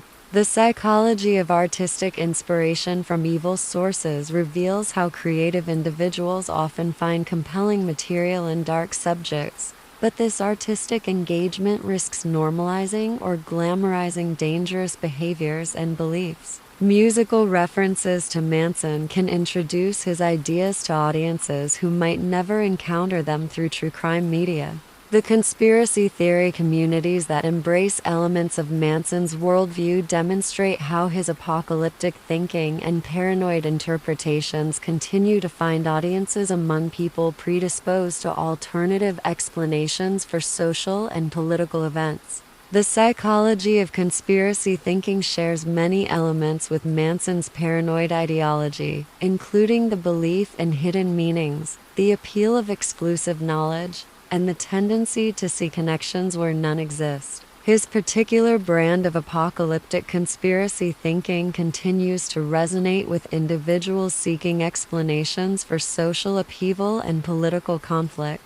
Educational institutions' inclusion of Manson case studies in criminology, psychology, and sociology courses ensures that new generations of students encounter detailed information about his methods and psychology. While intended to educate about dangerous behavior, this academic exposure also preserves and transmits his techniques and philosophy. The psychology of educational exposure to criminal behavior involves the risk that detailed study of manipulation techniques can provide practical training for those seeking to develop similar capabilities. Academic study of Manson's methods creates a legitimate pathway for learning psychological manipulation techniques. His transformation into a Halloween costume and horror culture icon trivializes the reality of his crimes while making his image familiar and approachable to people who might never study the serious psychological and criminal aspects of his story. This cultural normalization can desensitize people to the reality of his evil. The psychology of horror entertainment often involves the safe exploration of dangerous themes in controlled contexts. But this can also result in the glamorization of real evil and the desensitization to actual violence and suffering. Manson's inclusion in horror culture transforms him from criminal to entertainment figure. The continued fascination with understanding his psychological makeup drives ongoing research, interviews, and analysis that keeps his story current and relevant. Each new book, documentary, or academic paper ensures that his legacy continues to reach new audiences and maintain cultural relevance. The psychology of perpetual fascination with certain criminal figures involves the belief that understanding extreme evil can provide insights into human nature and potential prevention strategies. But this ongoing attention also ensures that dangerous figures maintain cultural influence long after their active period of harm. The Internet's democratization of publishing has enabled anyone to create and distribute content about Manson, from academic analyses to fan fiction to conspiracy theories. This proliferation of material ensures that his story remains easily accessible and constantly evolving through new interpretations and presentations. The psychology of democratized content creation around criminal figures means that the narrative is no longer controlled by professional journalists, academics, or law enforcement, but can be shaped by anyone with internet access and interest in the subject. This creates opportunities for both educational content and dangerous propaganda. His influence on true crime culture and the popularity of serial killer studies demonstrates how his case helped establish the template for how society consumes and processes stories of extreme violence. The detailed psychological analysis of his methods became a model for understanding other criminal cases. The psychology of true crime consumption involves complex motivations, including the desire to understand evil, the thrill of fear in safe contexts, and the belief that knowledge of criminal behavior provides protection against victimization. Manson's case became a foundational story in this cultural phenomenon. The persistence of active online communities dedicated to studying, discussing, and sometimes celebrating Manson demonstrates how digital platforms can preserve and amplify dangerous influences indefinitely. These communities create spaces where his ideology can continue to evolve and potentially recruit new adherents. The psychology of online community formation around controversial figures shows how the internet can enable like-minded individuals to find each other and reinforce shared interests or beliefs, even when those interests involve dangerous or harmful figures. Digital communities can intensify and preserve influences that might otherwise fade over time. The continuing legal and ethical debates about his intellectual property, the rights of victims' families, and the responsibilities of media outlets ensure that his name remains in public discourse through ongoing controversies and policy discussions about how society should handle the legacies of notorious criminals. The psychology of perpetual legal relevance keeps certain criminal figures in public consciousness through ongoing debates about punishment, victim rights, media responsibility, and intellectual property law. These legal discussions ensure continued attention and cultural relevance for figures like Manson.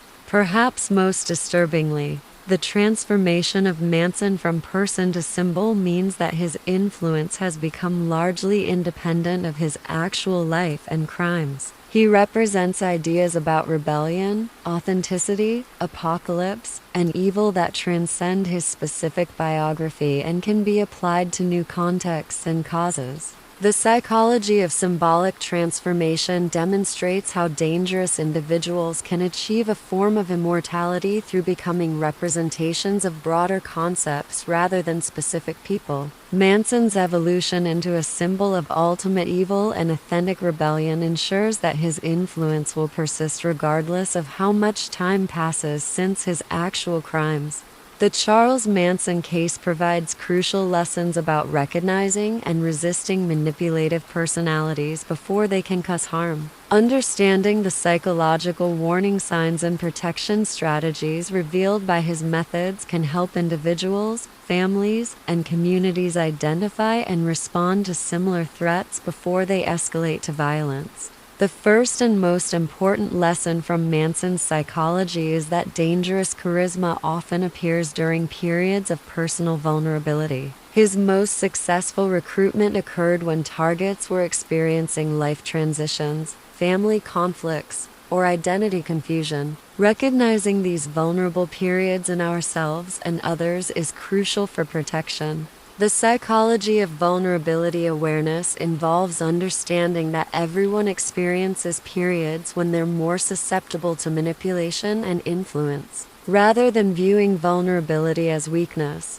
we can recognize it as a normal human condition that requires extra vigilance about the people and influences we allow into our lives during difficult times. Love bombing and excessive early attention should always trigger suspicion rather than gratitude. Healthy relationships develop gradually through consistent behavior over time, while manipulative relationships often begin with overwhelming attention designed to create artificial intimacy that bypasses normal relationship development processes. The psychology of recognizing artificial intimacy involves understanding that genuine connection requires time, mutual vulnerability, and consistent behavior across different contexts. When someone claims to understand you completely or offers unconditional acceptance immediately upon meeting, this should be viewed as a manipulation technique rather than special insight or love.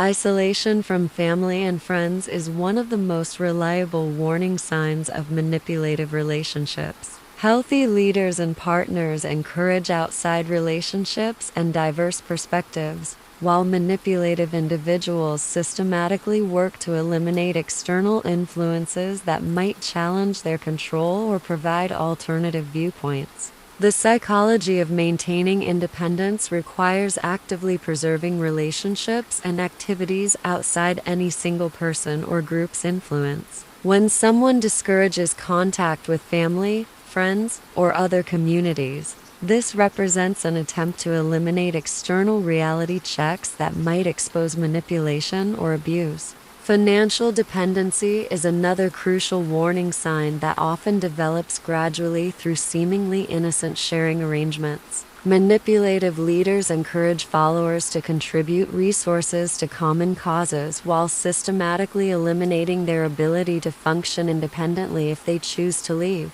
The psychology of financial independence involves maintaining personal resources and decision-making autonomy even within committed relationships or group memberships. Complete financial entanglement should be avoided until trust has been established through years of consistent, healthy behavior. Information control represents one of the most sophisticated manipulation techniques used by dangerous personalities. When someone discourages reading, research, or exposure to different perspectives, they're attempting to eliminate the intellectual tools necessary for independent evaluation of their claims and behavior. The psychology of intellectual independence requires actively seeking diverse information sources and perspectives, especially when dealing with charismatic leaders or compelling belief systems. Healthy leaders encourage questions and research, while manipulative ones demand faith and discourage inquiry. Sexual boundary violations often begin subtly and escalate gradually as manipulative individuals test how much control they can exercise over intimate aspects of followers' lives. Any attempt to pressure, coerce, or manipulate sexual behavior should be recognized as a serious warning sign of dangerous intentions. The psychology of sexual autonomy involves understanding that healthy relationships respect individual boundaries and choices about intimate behavior. When someone uses sexual activity as a tool for control, demonstration of loyalty, or group bonding, this represents exploitation rather than genuine intimacy or spiritual practice. The reframing of criticism as persecution is a common technique used by manipulative leaders to prevent followers from evaluating their behavior objectively. When legitimate questions or concerns are consistently dismissed as attacks, misunderstanding, or lack of spiritual development, this prevents the critical thinking necessary for protection. The psychology of healthy criticism involves recognizing that legitimate leaders welcome questions and address concerns directly, rather than deflecting them through accusations of disloyalty or spiritual inadequacy. The ability to receive and respond to criticism is a sign of genuine leadership and healthy psychology. Language manipulation through redefinition of common terms represents a sophisticated control technique that can be difficult to recognize. When words like love, family, freedom, or truth are given specialized meanings that serve someone else's agenda, this creates cognitive isolation from normal communication and thinking. The psychology of linguistic awareness involves paying attention to how key concepts are defined and used within any relationship or group setting. Healthy communication uses words in ways that enhance understanding, while manipulative communication redefines terms to serve control agendas. The elimination of privacy through constant surveillance,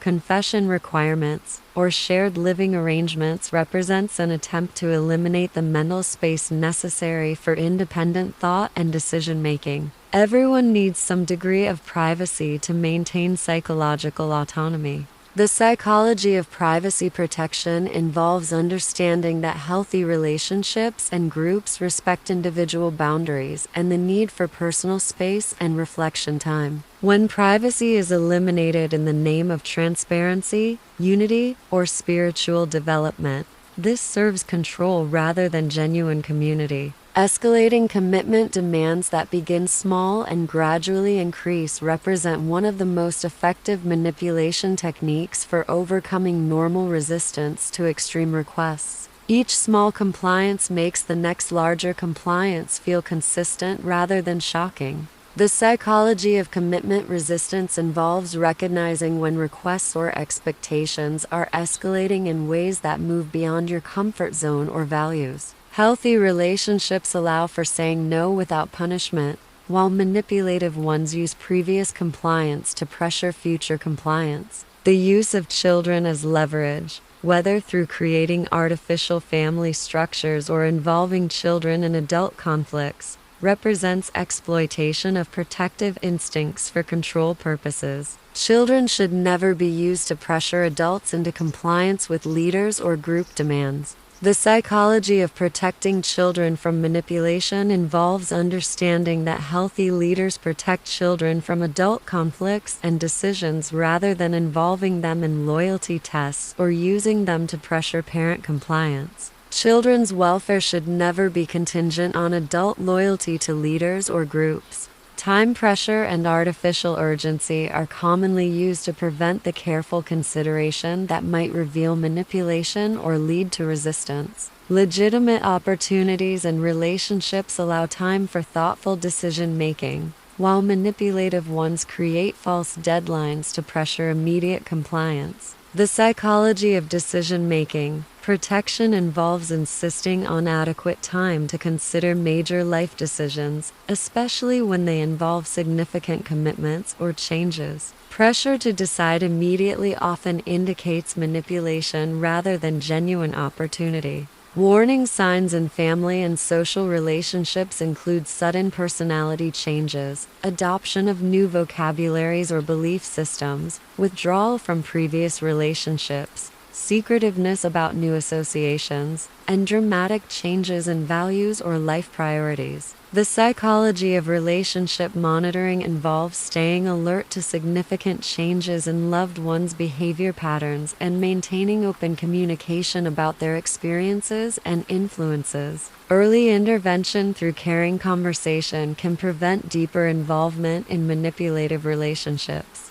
Educational institutions can protect young people by teaching critical thinking skills, providing information about manipulation techniques, and creating environments where students feel safe discussing concerns about relationships or group involvement without judgment or punishment. The psychology of institutional protection involves creating cultures where questioning and critical thinking are encouraged rather than discouraged. Educational environments should teach students to evaluate claims and influences independently rather than simply accepting authority. Community awareness and response systems can help identify and address manipulative leaders before they cause serious harm. This includes training for law enforcement, social workers, and community leaders to recognize the warning signs of cult formation and predatory behavior. The psychology of community protection involves understanding that dangerous personalities often operate by exploiting the normal human tendency to mind our own business and respect others' choices. Sometimes intervention is necessary to protect vulnerable individuals from exploitation. Legal protections and law enforcement responses need to balance religious freedom and individual autonomy with protection of vulnerable people from exploitation and abuse. This requires sophisticated understanding of how manipulation works and when intervention is justified. The psychology of legal intervention involves recognizing that by the time obvious crimes have occurred, significant psychological damage has often already been done. Effective protection requires earlier intervention based on patterns of manipulation rather than waiting for clear criminal activity. Media responsibility in covering charismatic criminals includes avoiding glamorization, focusing on victim impact rather than perpetrator personality, and providing educational content about manipulation techniques rather than entertainment value. The psychology of media influence involves understanding that extensive coverage of manipulative personalities can inadvertently provide them with the attention and significance they crave while potentially inspiring copycat behavior. Responsible coverage emphasizes prevention and protection rather than fascination with evil.